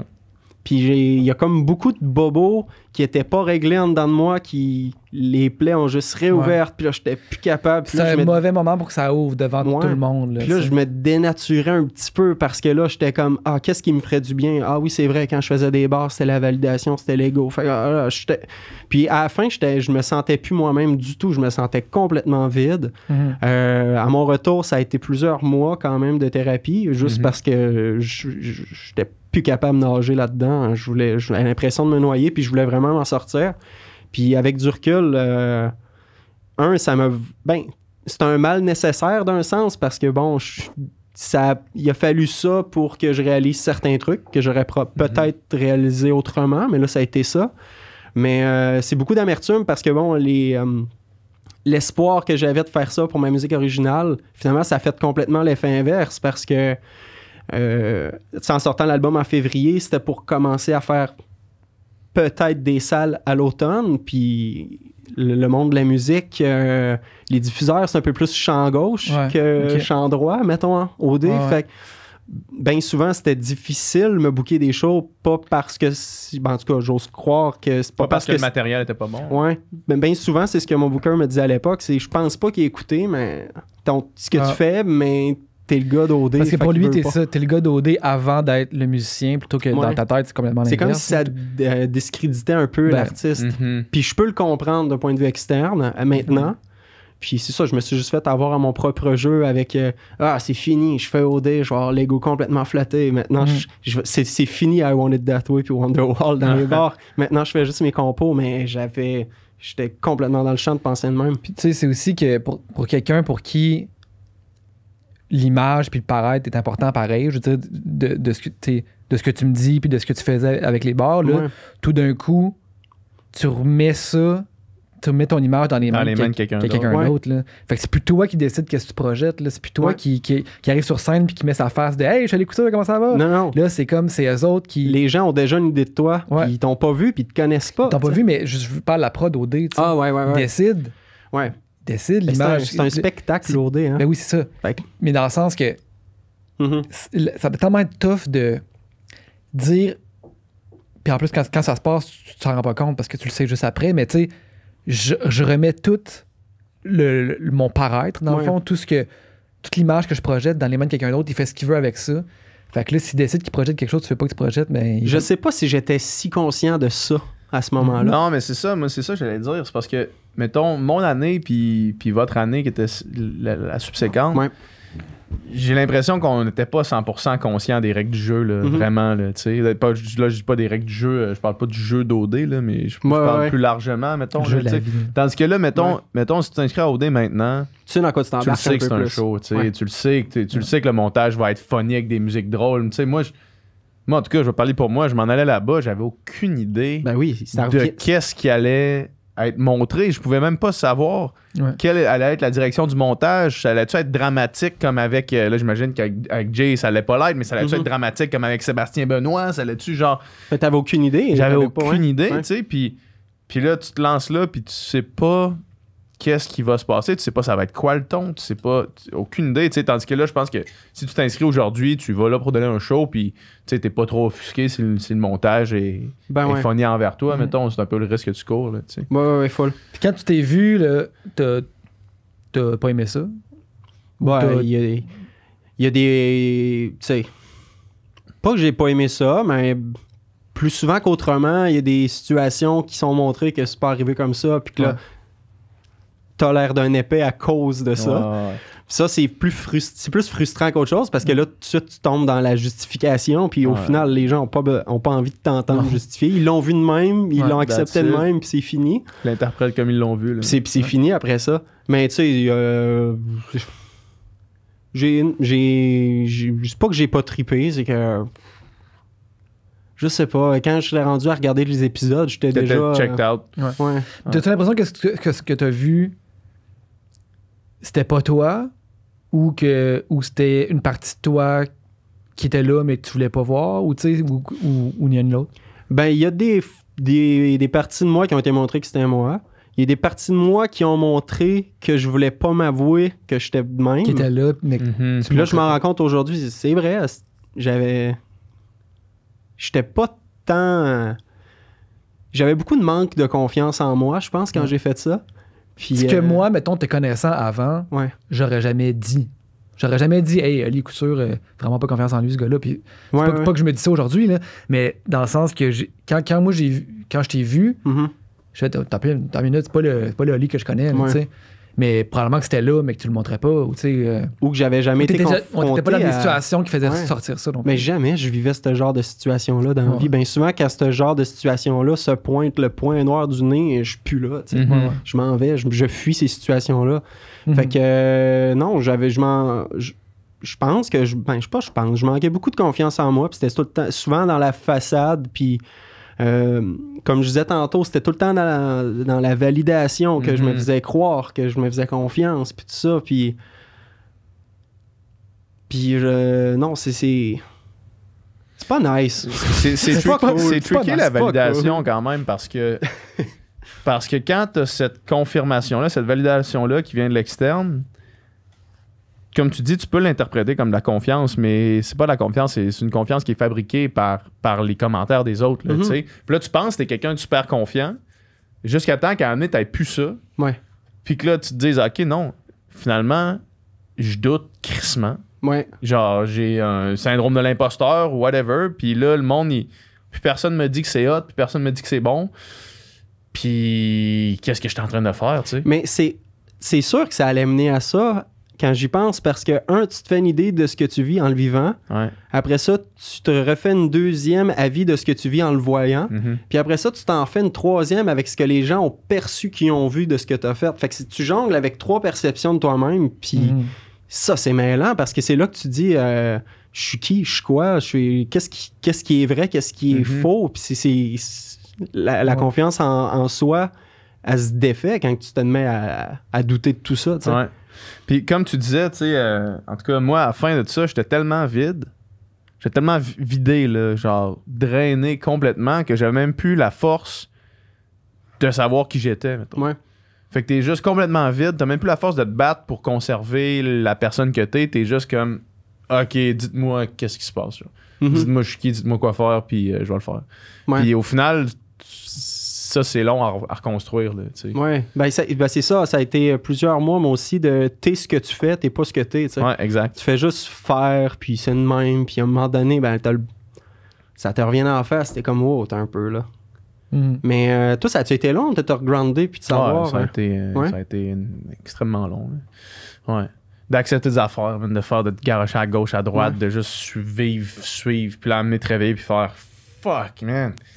Genre, c'est pas ça pantoute. C'est pas ça la vie que tu voulais. C'était pas ça le projet, là. Non. Fuck, man. Puis là, une fois que t'es embarqué là-dedans, ben t'es loin pour revenir, là, faire le chemin le chemin arrière, tu sais. T'as bien beau revenir, t'as oublié une paire de bas là-bas, pareil. Ben oui, c'est ça. Tu vas toujours l'avoir fait. T'as laissé quelque chose là, t'as fait ce chemin-là, mais non, c'est ça. Puis, mais non, ça a été long, là, de juste te laisser aller par le courant, puis amener, te pogner sur une roche, puis faire tabarnak, ça s'en va où, cette rivière-là? Là? Ça s'en va pas en place que je veux que ça aille. Je comprends que c'est de l'amertume, toi aussi, finalement. Ah, de l'amertume, je sais pas, parce qu'il y a plein d'affaires que j'aurais pas. Tu sais, je veux dire, je regrette pas les. On serait probablement pas ici. On serait pas ici en train de faire ça. Je regrette pas les connexions, je regrette pas les personnes que j'ai rencontrées, je regrette pas. Ah, same, moi aussi, pour vrai. Là. Je regrette pas ce que ça m'a amené, la tribune que ça m'a apporté. Des années après. les gens qui me suivent maintenant, ils me suivent pour les raisons que j'aime qu'ils me suivent. Ils me suivent parce que je montre l'activité physique puis des affaires qui m'intéressent. Ils te suivent plus pour le patinage. Ils me suivent pour c'est ça, exact. Fait que ça, maintenant, j'en suis reconnaissant, mais je suis aussi conscient que si j'avais jamais fait ça... Ben, t'as payé le prix finalement à ça, tu sais. Ben, c'est ça, exact. Mais c'est ça parce que je suis aussi conscient puis j'ai assez confiance en moi que je sais que si j'avais pas fait ça, j'aurais fait autre chose que j'aurais été heureux aussi. Là, genre, j'aurais fait autre chose de ma vie parce que je faisais quelque chose avant, puis j'aurais fait quelque chose à la place. Là, puis ça aurait sans doute pas été dans le domaine public comme on a un podcast maintenant, pis ces choses-là, mais j'aurais été heureux de faire autre chose aussi. Fait que c'est pas une amertume, mais en même temps, moi, je suis de l'avis que tu peux pas vraiment... regretter quoi que ce soit, man, parce que je pourrais pas être ailleurs qu'ici, là, tu sais, j'aurais pas pu avoir fait autre chose que ce que j'ai fait là, fait que je me dis qu'il fallait que je le fasse. Ouais, je suis dans le processus de pas regretter, maintenant. Ouais. C'est tough, ça aussi, c'est un autre bon enjeu à débloquer. Ouais. Puis, Dom, toi, t'es bon là-dedans de vivre en mode solution. Ouais. Règle-moi ça.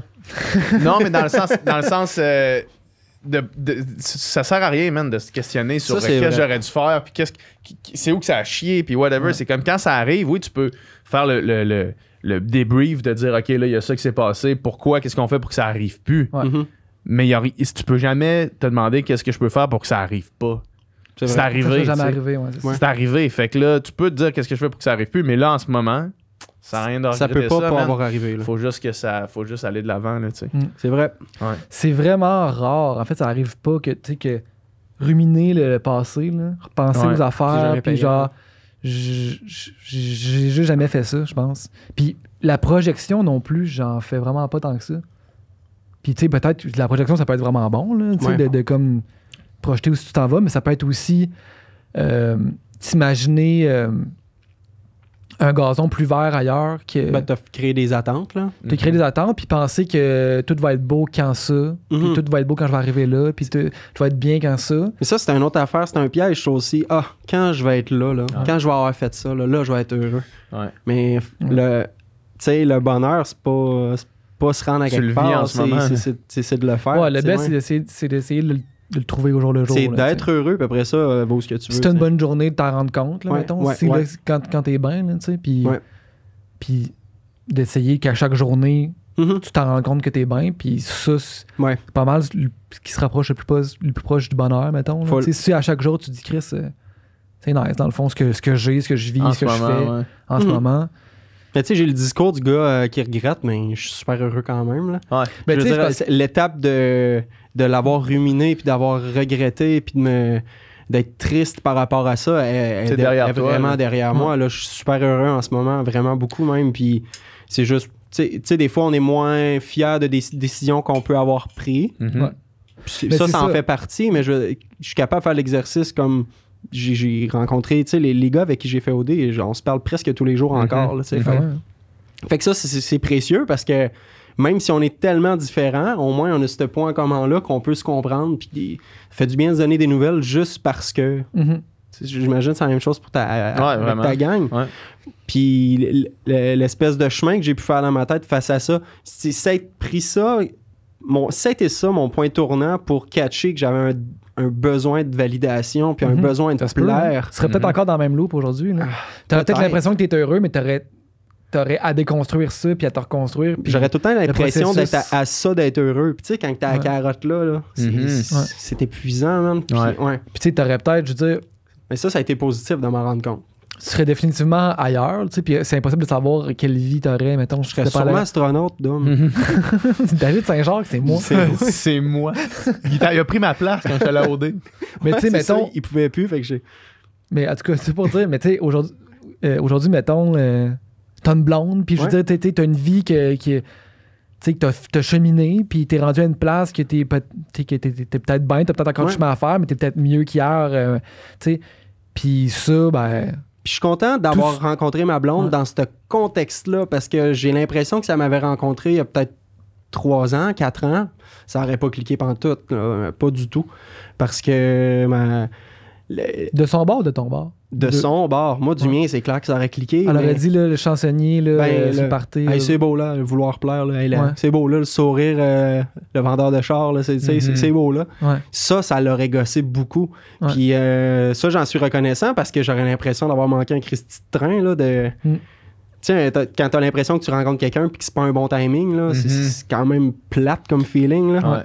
Puis là, je suis content parce que je pense que j'ai rencontré dans un bon timing parce que ce travail mental-là avait été fait avant que je le rencontre. Puis ça, c'est cool pour ça. T'sais. Ben c'est ça, exact. Ouais. Puis au final, peut-être que les gens qui t'attiraient ou tu sais que justement tu dis que ça n'aurait pas cliqué, peut-être que mettons ceux qui ça cliquait, c'est peut-être pas nécessairement pour les bonnes raisons, pour la personne que t'es vraiment, mais c'est ce qui fait que ça durait pas aussi. Ah, c'est ça. C'est ce qui fait que ça mourait dans l'œuf. J'ai pas eu beaucoup de blondes, moi, quand je pense. Ça marchait juste pas parce que j'attirais ce que je voulais pas avoir, je pense. Puis je tombais juste là-dedans parce que bon, je suis easygoing Oli, puis je suis OK, tu sais. Mais ça m'a jamais servi. Ouais. Jamais. Fait que... Mais c'est ça, comme tu dis, probablement que ça a été le début de ce processus-là de déconstruction et reconstruction. Je suis content d'avoir vécu ça avant, mettons, 35, 40, 45, 50. Je suis content d'avoir vécu ça quand j'ai vécu à OD à 27. Je suis content d'avoir vécu ça là. Je trouvais que c'était... J'avais vécu ma vingtaine le fun. Il y a eu ce turning point-là. Puis là, c'est... Puis tu sais, avant d'être rendu trop loin dans une track... que c'est pas bonne track. Dans le sens que tu travailles à 40 ans avec genre 2 enfants, puis pas du tout, dans le fond, la vie que tu voulais, puis tu te rends compte que tout ce que tu faisais, c'était un peu dans le fake, dans le paraître, mais que ça n'a jamais été ça. Puis là, réaliser là, c'est quand même dole. Ouais. Réaliser avant que ça arrive. Est-ce que vous pensez que là, je vais réfléchir à votre, OK? C'est comme une idée qui m'est apparue, là, ça se peut que ça soit mal formulé. Est-ce que vous pensez que en tant que société, on a trop tendance à suivre une track sans la questionner? Puis là, ça paraît vraiment basic comme question, mais je vais prendre l'exemple d'OD qu'on a fait, mettons. Moi, qui a été vraiment, moi aussi, en ce qui me concerne, vraiment un Y, tu sais, qui a fait que après ça, il m'est arrivé des affaires qui m'ont fait remettre en question plein de trucs. Là, dernièrement, il m'est arrivé une affaire qui m'a fait remettre en question plein de trucs. Puis à chaque fois, j'en sors grandi. Puis je me demande si, pour le reste de ma vie, je devrais pas essayer de chercher des affaires qui vont pas me déconstruire pour me reconstruire, mais qui vont me faire remettre en question où est-ce que j'en suis dans ma vie, mettons. Pas trop souvent. Là. Pas trop souvent. Pas trop souvent, puis pas trop avec la même intensité. Ouais. Mais de faire, tu sais, parce qu'à un moment donné, c'est facile de comme faire, OK, là, je travaille à telle place, puis j'ai une famille, des enfants. Ben c'est ça, mais dans l'année de tout le temps faire un genre de, OK, check-up sur ma vie là, en ce moment, puis qu'est-ce que je peux faire pour briser ça, essayer de voir qu'est-ce qui est bon, qu'est-ce qui est négatif dans où est-ce que j'en suis maintenant, d'essayer de reconstruire sur ça. J'ai pas vraiment de questions ou de réflexion autre que ça. Je pense que c'est important de faire des check-ups, puis je pense que là où c'est dangereux d'en faire, c'est de se dire, pour que je me fasse un check-up, il faut que je vive quelque chose de fracassant, il faut que je vive quelque chose qui va m'ébranler. Je pense qu'il y a un moyen de se faire des check-ups sans se shaker trop. Ouais, mais parce qu'il faut quand même se shaker, tu sais. Ouais. Faut quand même se shaker. Faut-tu amener, mettons, faire, OK, check, année sabbatique de ma job, je m'en vais sac à dos en Asie à 35 ans, là, tu sais. Se shaker sans se briser, là. Ouais, c'est ça, de faire, hey, je m'en vais mettre dans une position vraiment inconfortable. Il y a un gars que je connais, un ami interposé qui est en voie de devenir un de mes bons amis. On le salue. On se croise les doigts. On se croise les doigts. J'espère qu'il va devenir mon ami. J'espère qu'il va devenir mon ami. Qui, lui, est parti en Europe tout seul. Il avait une bonne job ici. Là, il faisait 250 000. Il était courtier immobilier. Puis là, il est parti juste sur une go en Europe. Il a tout vendu ici, puis il est parti. Puis il connaissait personne, il n'y avait pas de plan, rien. Puis lui, son objectif, c'était juste, OK, non, là, je suis trop confortable. Là, faut que je sorte d'ici. Ouais. Il y a des affaires, je sais pas quoi, mais il y a des affaires qu'il faut que je change, tu sais. Puis là, il est revenu dernièrement, puis j'ai demandé, tu sais, qu'est-ce que tu as appris? Qu'est-ce qui a changé, tu sais? Puis lui, il dit que la chose majeure qu'il a appris pendant ce trip-là, tu sais, c'était, justement, ça rejoint un petit peu l'idée de l'opinion des autres. Là. Lui, il était tout le temps mal à l'aise en rentrant dans des événements sociaux où il connaissait personne. Puis là, il a essayé de comprendre pourquoi. Qu'est-ce qui arrive? Ouais. Puis là, à chaque soir, il se mettait dans ces positions-là. Il allait parce qu'il connaissait personne là-bas. Fait qu'il allait dans des soirées, il allait dans des bars, il allait dans des places où il connaissait personne. Puis il essayait de déconstruire le qu'est-ce qui fait que je suis pas bien quand j'arrive dans une place où je connais personne. Au contraire, je vais être excité de rencontrer des nouvelles personnes, de faire de nouvelles connexions, mais je suis pas bien. Puis il a commencé à réaliser que c'était parce que il projetait ce qu'il pensait que les gens pensaient de lui. Mais c'était une projection, c'était pas ce que les gens pensaient de lui, c'était ce que lui pensait que les gens pensaient de lui. Fait que là, il a commencé à comprendre ça. Puis là, en comprenant ça, il a commencé à déconstruire le truc. Puis tranquillement, il a commencé à rentrer dans des places en étant excité de faire des nouvelles rencontres, de voir des nouvelles personnes, de créer des nouvelles connexions, jusqu'au moment où est-ce que là, il n'y avait plus aucun malaise dans des salles remplies d'inconnus, mais au contraire, c'était de l'excitation puis du désir de rencontre, tu sais. Puis ça, il est revenu dernièrement, puis là, il rentre dans son condo, il reprend pas sa vie, parce que probablement qu'il va faire autre chose que la job qu'il faisait, mais il revient avec ça. Puis en disant, OK, maintenant, cette espèce d'insécurité-là que j'avais dans des contextes sociaux, je ne l'ai plus. Parce que je me suis challengé. Ben, il avait l'air changé, tu sais. Ouais. Ça avait eu l'air d'être life-changing comme réalisation. Puis le gars, là, je sais pas, il a 32, 33, puis tu sais, c'est comme, t'apprends ça maintenant, ben là, maintenant, il l'a dans son sac, là, tu sais. Il l'a avec lui, cette histoire-là. Là, ouais. Fait que je me demande si ces affaires-là, faut pas comme se challenger, puis sortir. Puis des fois, il y a des affaires qui nous arrivent, qui nous challenge sans que nous, on prenne la décision de se challenger. Mais des fois, OD, moi, c'était un peu ça, finalement, quand j'étais allé à OD, sans le vouloir. C'était juste comme, OK, là, j'arrive à un crossroad dans ma vie où est-ce que je finis mes études, ma carrière de nageur est terminée. Qu'est-ce que je fais? Brisons le pattern. Faisons quelque chose de fucking insane. Qui va m'amener ailleurs complètement. Ouais. Ça en est suivi des années tough, là. Mais ça en est suivi la place où est-ce que je suis maintenant, où est-ce que je me considère crissement, je considère que j'ai grandi, man, dans ces années-là. Là, tu sais. Ouais. On est, d'un sens, c'est un privilège de vivre des expériences puis de se shaker un peu. Ouais, oui, c'est ça. Il y a bien gros des gens, je pense, qui, sans nécessairement, je veux faire OD, mais comme ton ami qui part en Europe puis qui part longtemps, il y en a beaucoup qui aimeraient ça, se permettre de se challenger puis tout ça. Je pense que c'est un privilège de pouvoir se le permettre. Mais je pense que on peut se challenger dans les choses super simples aussi. Là. Je pense... J'ai l'impression, en tout cas. T'es pas obligé de faire le tour du monde en voilier ou te challenger. C'est clair que ça te challenge. Ça, c'est sûr. Ouais. Mais tu sais, on en parlait... En solo, là. On en parlait l'autre jour sur le podcast avec Mathieu Blanchard, là, le coureur. Tu sais que... C'est sûr que le confort, quand t'es bien dans une situation... C'est pas ça qui va être moteur de de changement, puis de... Tu sais, comme toi, quand tu faisais là, 240 shows là, dans les petites grenouilles... J'étais dans mes pantoufles. T'étais dans tes pantoufles, là, c'était facile. À chaque soir, le monde, ça levait. J'étais sur le cruise control, puis en jouant, tu penses à d'autres choses. Puis tu faisais probablement un bon salaire, tu faisais probablement, tu sais... Mais genre, t'étais justement confortable dans cette situation-là, puis à un moment donné, c'est comme... Ça te prend, à un moment donné, tu t'es mis, c'est toi-même imposé l'espèce de difficulté supplémentaire de comme, OK, ben j'arrête ça parce que c'est pas ça que je veux. Ouais. Fait que ça, de mettre ce défi-là, là, t'es pas chaud de te mettre en mode solution, d'essayer de trouver des nouvelles affaires, des affaires. Fait que tu sais, ça peut être... ça peut être des affaires tough qui t'arrivent, qui te font grandir, mais ça peut être des objectifs que tu te mets, ça peut être... Des changements d'habitude. Ça peut être t'es en business, ça va pas être des affaires, mais genre...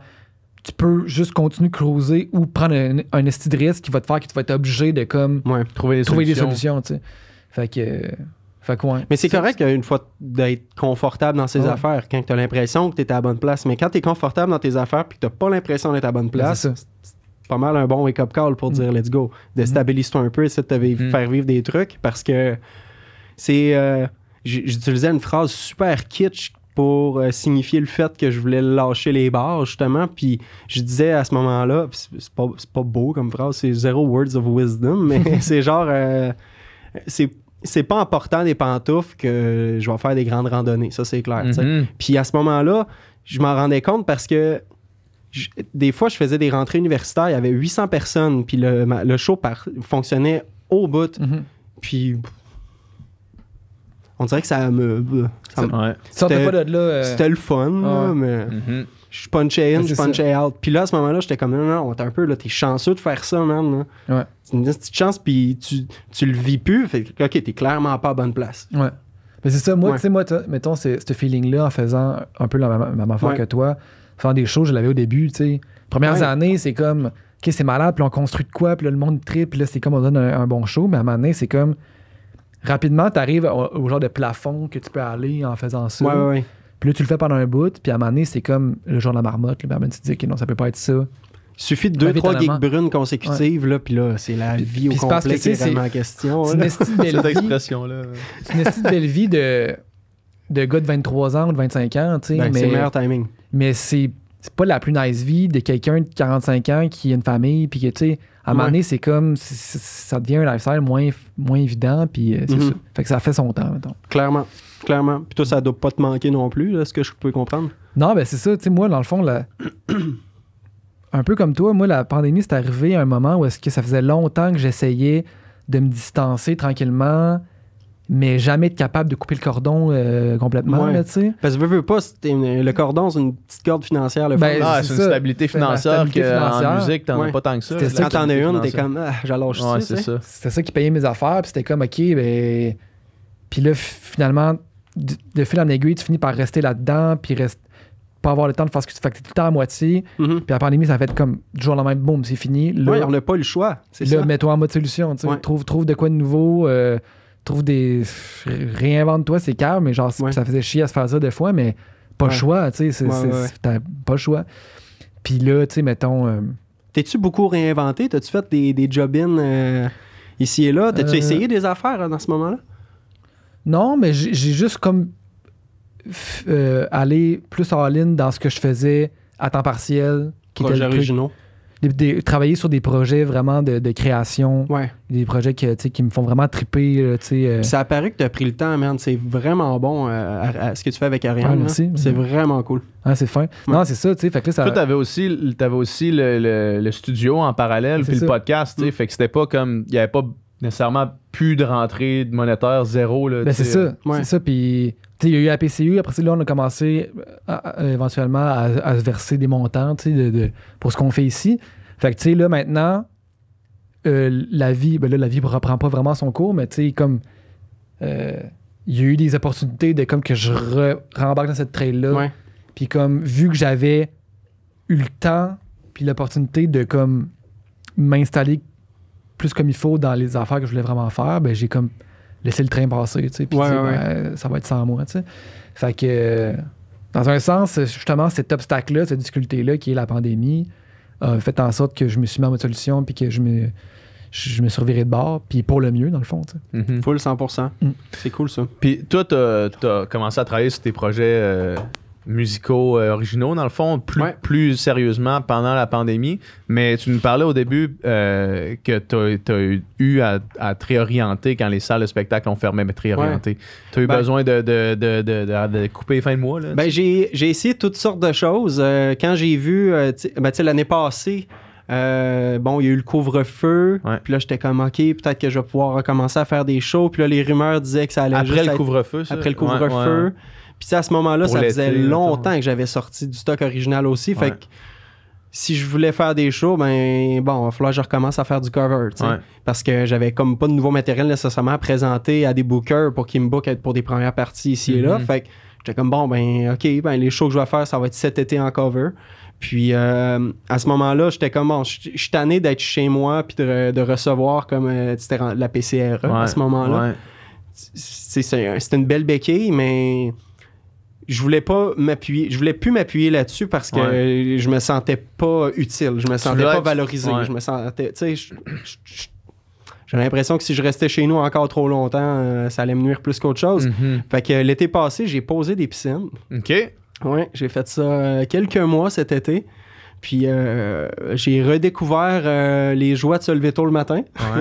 Puis c'était cool, tu sais, j'ai passé mes journées dehors, il faisait beau, puis c'était cool en soi. Puis l'été, je faisais des shows de cover puis tout. Cet automne, j'ai commencé à faire des... c'était quoi exactement? Mon poste, c'était moniteur à l'initiation musicale. J'allais dans les garderies en milieu familial CPE, puis je faisais des activités musicales pour les 0 à 5 ans. Ça, c'est hot, pareil. C'était quand même cool, ça. Ouais. Ça, c'était vraiment cool. Puis je me suis rendu compte à ce moment-là que c'est valorisant en esti des enfants qui trippent. Puis que, tu sais, tu voyais le petit gars de 3 ans, il dit pas un mot, mais il groove, là. Puis là, t'es comme, OK, ça, c'est cool. Puis là, tu t'en vas, puis c'est bye-bye, monsieur musique. Puis c'est des petits colleux sur les cuisses avant de partir. Puis j'étais comme, OK, wow, OK. Il n'y a pas juste les shows dans la vie qui peuvent me faire du bien, finalement. Ouais. Puis ça, man, moi, j'ai écrit des contes pour enfants avant d'aller à OD. Puis des fois, je croisais des jeunes, mettons, dans des salons du livre, des salons d'éducation, des affaires de même. Puis que les jeunes, ils connaissaient, mettons, je me rappelle, il y avait un poster d'un de mes personnages avec créé qui s'appelait Maki, qui était un singe ingénieur, genre. Puis les enfants passaient à côté, puis c'est comme, hey, c'est Maki. Puis là, ils connaissaient le personnage, puis là, ils étaient contents, puis ça, c'est gratifiant. Mais de savoir que tu as eu un impact, mettons, dans la vie d'un enfant ou dans son apprentissage. Ça ment pas un enfant. Hein. C'est pur le contact. Ouais. Si t'apprécies, tu le sens. Si t'apprécies pas, tu le sens aussi. Mm-hmm. Fait que il y a eu les piscines, il y a eu ça. Puis là, quand à Noël, tu sais, je commençais à me réentourer parce que, bon, cet été, j'avais réenregistré mon EP qui sort en mars là. Mm-hmm. Puis là, ça commençait à... Je m'étais trouvé un booker, je commençais à m'entourer, puis tout ça. OK, cool, les premières parties, ça va commencer probablement en janvier. Fait que j'étais parfait. Je vais continuer à être moniteur à l'initiation musicale pour les enfants. Puis je vais faire ça aussi, puis ça va être parfait. Je vais me coucher avec un sourire à tous les soirs, c'est certain. Mm-hmm. Puis là, un micron. Puis l'espèce de petite rumeur qui disait que, les enfants, même s'ils ont des symptômes, ils peuvent y aller quand même. Puis même chose pour les... fait qu'à ce moment-là, j'étais comme, non, je vais arrêter ça n'a pas de bon sens. Fait que je me suis mis en mode solution. Mm-hmm. Puis j'ai commencé à travailler comme assistant de projet dans une compagnie de construction. J'ai commencé ça il y a peut-être 3 semaines. Puis je trouve ça cool.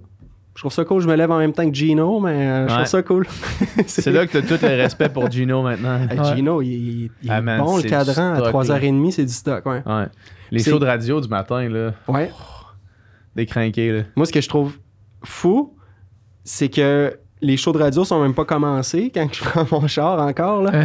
Mais, of course, qu'ils sont réveillés eux autres aussi, là. Puis je suis comme, wow, comment...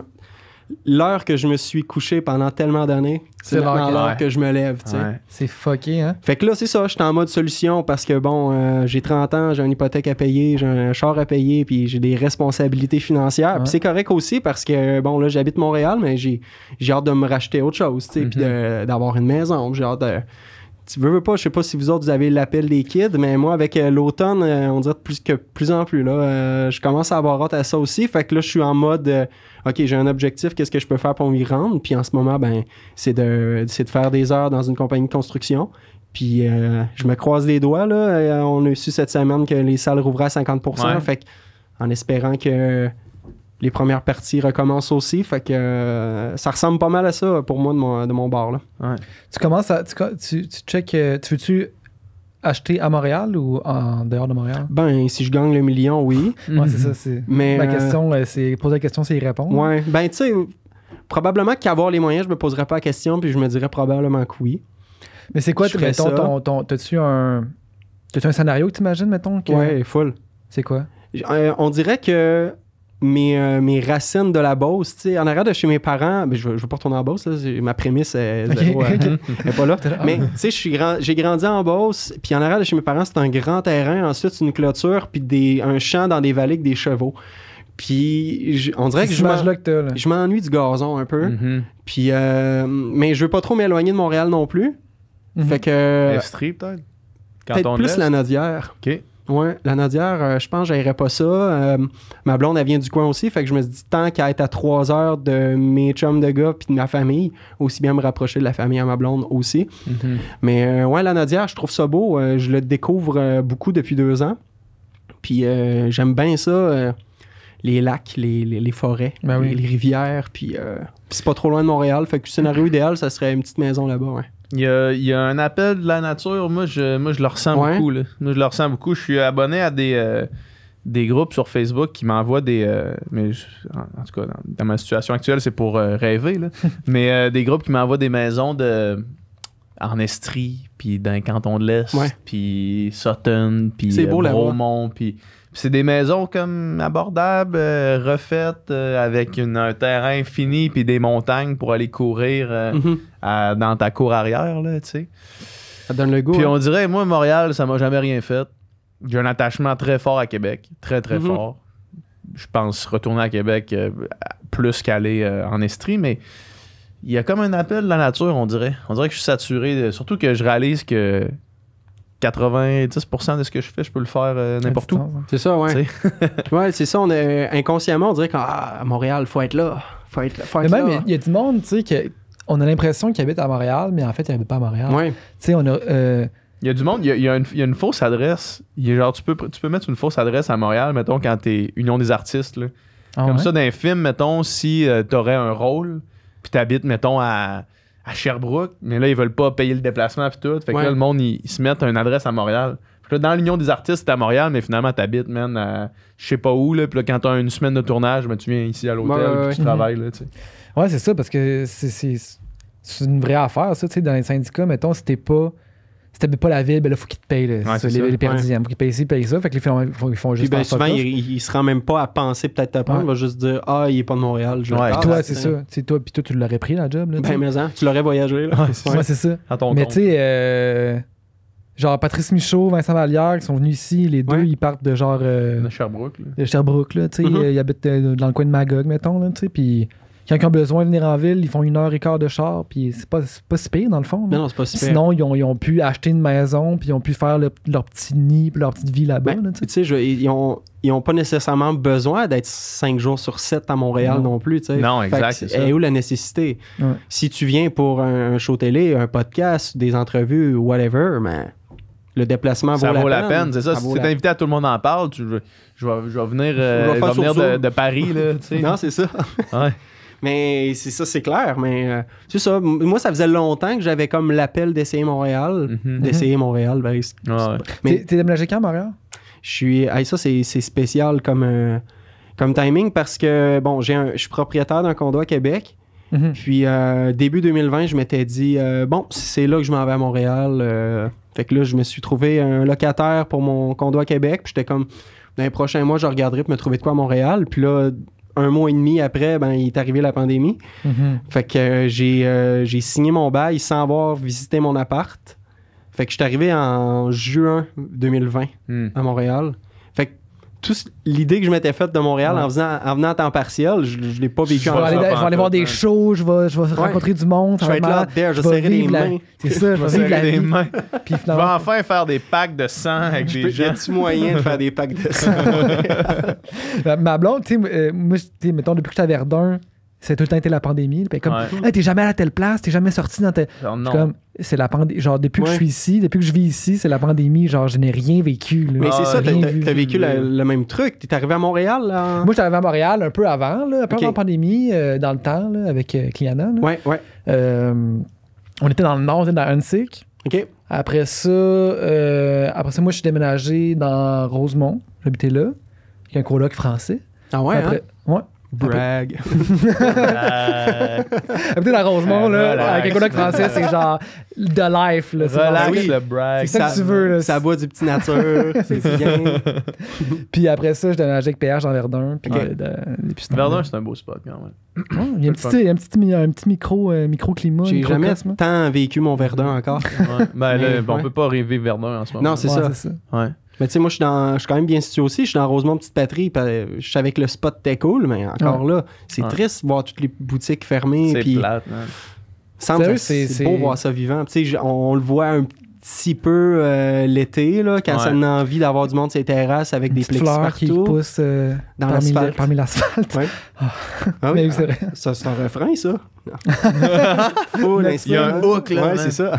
Ouais. Mais non, mais je l'ai pas vécu encore. Ouais. Mais là, ça va faire 2 ans que je suis emménagé à Montréal, puis il n'y a pas grand-chose qui me retient vraiment ici, quitte à revenir pour des obligations professionnelles. Ouais. Je vois pas la nécessité, mais c'est pour ça là, que un petit 45 minutes de Montréal, ça me dérange pas. Là. Moi aussi, je regarde Je regarde Centriste quand même agressivement. Ah ouais, hein? T'es un centrisseur, toi aussi. Moi aussi, quand même, à tous les soirs. On dirait qu'il y a quelque chose de genre... Il y a vraiment un oxymore, là, dans comme... Je regarde Centriste de façon agressive. Là. Je le regarde, là, comme s'il n'y avait pas de lendemain. Quand t'arrêtes, t'as mal à la mâchoire. Mais tu regardes quel coin? Je regarde... moi, j'aimerais ça me trouver de quoi, là, parce que moi, j'ai encore les attaches à Québec, là, les projets, puis le monde avec qui je travaille à Québec, ma blonde à Montréal. Fait que, tu sais, j'ai tout le temps un peu tiraillé entre ces deux vies-là, mettons. Là. Fait qu'à un moment donné, j'ai comme fait... Puis là, j'ai encore le studio à Québec, tu sais, où est-ce que je fais de la musique. Mm-hmm. Puis là, j'ai fait, OK, là, ça peut plus... je peux plus faire autant l'aller-retour, là, 2 fois semaine. Ou, ouais, l'avant à grise à longue, hein. À un moment donné, c'est dur, tu sais. Fait que... moi, j'essaie de checker quelque part entre les deux. Tu sais, il y a une espèce d'entre-deux qui est... Drummond. Ouais, mais tu sais, mettons Drummond, mais juste un peu d'inter pour dire que t'es en campagne un peu. Ouais. Hey, t'as 1h30 de chaque bar max, là. Mais c'est ça, puis moi, je veux pas... Ouais, 1h30 de chaque bar, mettons, là, tu sais, puis pas... Ben, je dis Drummond, il y a des beaux spots à Drummond, c'est sûr. Ouais, rien de Drummond, là. Mais moi, j'ai le goût, justement, de l'appel de la nature, comme on disait, là. Tu sais, me faire un genre de... chalet avec un studio, puis que le monde vient enregistrer, puis qu'on passe une semaine là, puis qu'on va prendre des marches dans le bois, puis qu'on continue, tu sais, c'est ça que j'imagine là, en ce moment. Mais genre... J'imagine très Dom Pelletier quand tu dis ça. Ben, ça a l'air sick son spot. Exact, tu sais, lui, il s'est acheté une maison à Saint-Féréol. Ouais. Mais ça, c'est hot, mais tu sais, mettons pour moi, passer Québec, c'est trop loin, tu sais. Parce que là, c'est rendu... Ben, tu changes de problème de place. 3-4 heures de Montréal. Ouais. Moi, mais un spot comme ça, mettons. Un spot de même, tu sais, que genre, t'as une belle vue sur quelque chose, t'es dans la nature, tu fais un spot pour créer, pour être comme dans ta bulle, puis que tu peux recevoir du monde pour justement se faire enregistrer des tunes, enregistrer un album. C'est ça le plan. Mais man, en ce moment, là, tout ce qui sort, là, j'ai commencé à envoyer des... Ce que je te disais tantôt, là, j'ai commencé à envoyer des genre, quand il y a quelque chose qui sort sur Centriste qui m'intéresse, je suis intéressé, je veux visiter. Ouais. Puis ils me répondent tout le temps, genre... OK, parfait. By the way, on a 25 visites d'ici dans 2 jours, puis faut que tu te déposes ton offre d'achat marché de vendeurs, demain soir, tu sais. C'est comme, OK, genre, je check, mais genre, je suis prêt, mais je suis pas si prêt que ça. Tu fais outbid de 50 ça te sert à rien de regarder ça maintenant. Là, je regarde des maisons qui sont listées, mettons, dans mon budget. Ouais. Mais genre, au final, le monde va payer genre 50% plus cher parce que, en tout cas, fait c'est rough en ce moment. Oui, non, c'est pas un bon timing pour les acheteurs. C'est pas juste à Montréal que c'est rough, on dirait que c'est partout. Ouais. Fait que c'est ça. On vieillit, les gars, on a des conversations de ça. Estrie ou Québec? Plus Québec, toi. Moi, Québec. Moi, je reviens à Québec le 1er juillet. Là. J'ai pas renouvelé mon bail. Fait qu'à Québec, je reviens. Là, ça va être sans aucun doute en appartement pour commencer. Mais, tu vas revenir ici pour les podcasts. Ouais, les podcasts, ouais. Puis, tu sais, là, ce que je fais, c'est qu'à chaque 2 semaines, je retourne à Québec, un aller-retour pour aller voir mon monde. Puis, j'habite dans une ville que j'aime pas tant que ça. Fait que je vais faire l'inverse, tu sais. Je vais habiter dans une ville que j'aime, je vais faire des retours pour la job, tu sais. Mais man, moi, je me suis trouvé loin, là. Tu sais, cette année, puis avec la pandémie, tu sais, moi, ma soeur, elle a 4 enfants, mes neveux, nièces, tu sais, puis ma famille, mes parents, je veux dire, mes parents, ils rajeunissent pas non plus, là, tu sais. Nous autres, on vieillit, mais tout le monde vieillit en même temps. Ouais. Ça fait 2 ans, je me trouve loin, man. Quand je revois mon monde, je trouve que ça fait longtemps que je les ai vus. Je trouve que j'ai, tu sais, mettons, je suis avec mes parents 1 fois par semaine, tu sais, puis... Là, je le fais plus, tu sais, puis non, c'est ça. Moi aussi, je trouve ça quand même plate de voir mes parents aux 2 mois. Ouais. Plus qu'une fois par semaine, comme le temps que j'étais à Québec aussi. C'est ça. Ouais, vraiment. Moi, si j'avais pas ma blonde, c'est sûr, je serais déjà plus à Québec. Es-tu de Montréal, ta blonde? Elle est de Québec, mais ça fait 5 ans qu'elle est à Montréal. OK. Ouais. Puis, tu sais, elle est là pour rester, là. Mm-hmm. Mais, tu sais, d'avoir quelqu'un, tu sais, au jour le jour, tu sais... mais qui te donne envie de rester. Ouais, donne envie de rester, mais qui a juste quelqu'un avec toi aussi, là, plutôt que... être tout seul en temps de pandémie. Moi, je suis tout seul, là. T'sais, moi, je suis solo dolo, mon gars. Puis c'est qu'à chaque jour, je me réveille puis je me dis... Tu sais, là, en ce moment, on travaille quand même au studio puis on fait des affaires, mais à chaque jour, je me dis, j'ai aucune raison d'être ici, là. J'ai rien ici, là. Rien. Je pourrais tout prendre ici, les mettre dans des boîtes demain matin... Puis ma vie serait pareille. Là, ouais. Fait que non, c'est ça. Qu'est-ce qu'on check? Qu'est-ce qui s'en vient pour toi? C'est le temps tu viens de sortir une tune. C'est le temps, c'est ça. Je viens de sortir une tune il y a pas plus tard que... Je sais pas quand est-ce que le podcast va passer, mais j'ai sorti une tonne à fin janvier. Tu jouais-tu aux échecs pour vrai dans le clip? Ça c'est drôle comment c'est arrivé. Tu connais un peu Sam Bono. Oui. Tu connais la théâtralité de l'œuvre de ce gars-là. Ouais. C'est que Sam a pas mal tout le temps fait mes photos. Puis Sam puis moi, on tripe beaucoup caméra antique sur film. Puis quand il est venu le temps de faire des tests photos pour la tonne qui s'en venait, il y avait une pénurie de photos de films en couleur partout. On n'était pas capable d'en trouver. Fait que là, on a fait des tests noir et blanc. Puis là, on a comme passé quand même beaucoup de jours à faire des tests parce que, bon, on cherchait des films couleurs au départ. Après ça, faire des tests. Puis, à un moment donné, il me disait, puis, elle parle de quoi ta tonne? Puis, tu sais, parce qu'il savait qu'elle allait éventuellement faire le clip puis tout. Fait que là, j'y parle de ça. Les jours abandonnés, j'avais l'impression que je me faisais abandonner, tu sais, quand je pointais la pandémie du doigt au début, là, puis que je disais pourquoi elle me fait ça, la vie, blablabla. C'était un petit peu ça. Puis en écrivant la tonne, je me suis rendu compte que c'était à moi d'apprendre à abandonner plein de trucs au final. Puis c'était ça le cheminement à faire. Puis là, Sam, de sa grande sagesse, me dit t'as-tu l'impression, Ali, des fois que la vie, c'est comme jouer aux échecs? Puis là, j'ai dit qu'est-ce que tu veux dire? Il dit je sais pas, que chaque petit move que tu peux faire, autant que ça peut te servir, autant que ça peut te nuire. Que tu sais jamais vraiment si ça va te servir ou si ça va te nuire, puis qu'à un moment donné, ça se peut que tu aies un fou qui arrive blindside, puis tu sais, ça peut arriver, puis j'étais comme... C'est fou, Ouais. Puis là, les fous, man. Tout le temps au 45 en arrière. Puis ça a été aussi simple que ça. Puis il m'a dit, je connais une place, un parc que ça joue aux échecs constamment. C'est des chess masters, là, sont complètement débiles. Puis moi, la dernière fois que j'avais joué aux échecs, ça devait être quand j'étais kid, là. J'ai jamais poursuivi. T'étais pas dans des clubs, là. Zéro, man. Je savais quel bonhomme faisait quoi comme trajectoire, puis c'était pas mal ça. Fait que je trouvais que ça fitait beaucoup avec le clip de juste aller, en toute humilité, me faire donner des leçons d'échecs par du monde qui ont de l'expérience, tu sais. Puis ça a été ça la résultante du pourquoi j'étais allé me faire fendre aux échecs. Littéralement, ça a été que ça. Puis les gars étaient tellement intéressants. Il y avait un monsieur qui était là, il devait avoir 70 ans dans ce coin-là. Puis lui me racontait que dans sa jeune vingtaine, il allait souvent jouer dans des tournois en Europe. Puis qu'il avait c'était un pro, là. C'était un pro. Il avait son manteau. Puis là, il me parlait je me rappelle plus du nom, mais d'un joueur russe que c'était... Garry Kasparov. Ça se peut. C'était le Ovechkin des chess. Puis c'est lui qui a joué contre l'ordinateur. C'était comme le premier ordinateur Deep Blue qui s'appelle. Deep Blue, hein. Deep Blue, c'était comme genre intelligence artificielle puis qui jouait aux échecs. C'est le premier ordinateur à avoir battu un humain, mettons. Qui avait battu, lui, Garry Kasparov. Qui était un maître. Qui était le champion du monde. Wow.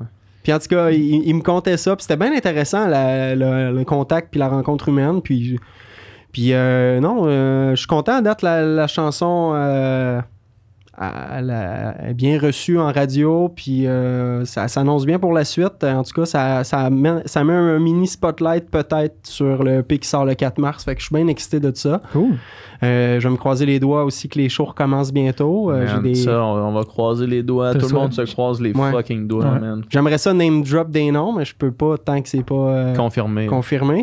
Mais j'ai bien hâte d'en parler, ça c'est sûr. Mais si tu vas en parler, le monde qui nous écoute, qui veulent te suivre, ils vont pouvoir aller voir sur ton site ou sur... oliviercouture.ca, Instagram, Facebook. Je suis... TikTok. J'ai essayé TikTok, j'ai pas aimé ça. Ça a pas été Moi, j'étais comme, OK, mon angle TikTok, c'est les jeux de mots. Puis j'étais comme, non, ça, c'est de l'humour de mon oncle. Et clairement, la clientèle est pas mon oncle. Non. Je l'ai essayé, puis j'ai un compte, mais j'ai plus l'application. Fait que... Mais non, même Snapchat, je l'ai plus. Faut laisser aller. MySpace, Skyrock. Faut laisser aller, man. Faut laisser aller. Yes. Pas Merci, Ali, man. Ça Merci énormément, les gars. Man. Pour vrai, j'apprécie beaucoup que vous m'ayez invité. J'étais bien content de venir. C'était une super belle discussion. C'était vraiment cool. Yes. Yeah. C'était du contenu excellent. C'est tout un podcast qu'on vient d'avoir. Oh yeah. Si vous voulez plus de contenu excellent, comme ce que vous venez d'entendre, allez sur notre Patreon. Sur notre Patreon, vous pouvez vous abonner pour 3$ par mois. C'est ça, 3$? Ouais, 3$ par mois. 3$ par mois et vous avez les podcasts en avance. Ça veut dire que vous êtes les premiers de votre groupe d'amis à avoir écouté les podcasts. Puis vous allez pouvoir avoir... Une avance. Quand vous allez, tu sais, la dynamique entre les amis, c'est tout le temps d'avoir une avance sur les autres. Tu veux toujours avoir une avance sur les gens autour de toi. Ben, avec Patreon, tu as une avance sur l'humanité complète. Puis, en plus, parce que là, je sais que le podcast finit, vous voulez nous entendre jaser davantage, on fait encore moins de filtres après chaque podcast. Fait que là, on vient de finir de tourner le podcast. On va en jaser, on va chiller. Nicole, il est plus là maintenant. Encore moins de filtres, il travaille à la place. De temps en temps, il est là. Mais on jase, on parle de la conversation qu'on vient d'avoir. Mais ça, si vous voulez avoir accès à ça, ben, heureusement pour nous, malheureusement pour vous, c'est exclusif sur Patreon. Fait qu'il faut s'abonner. Abonnez-vous.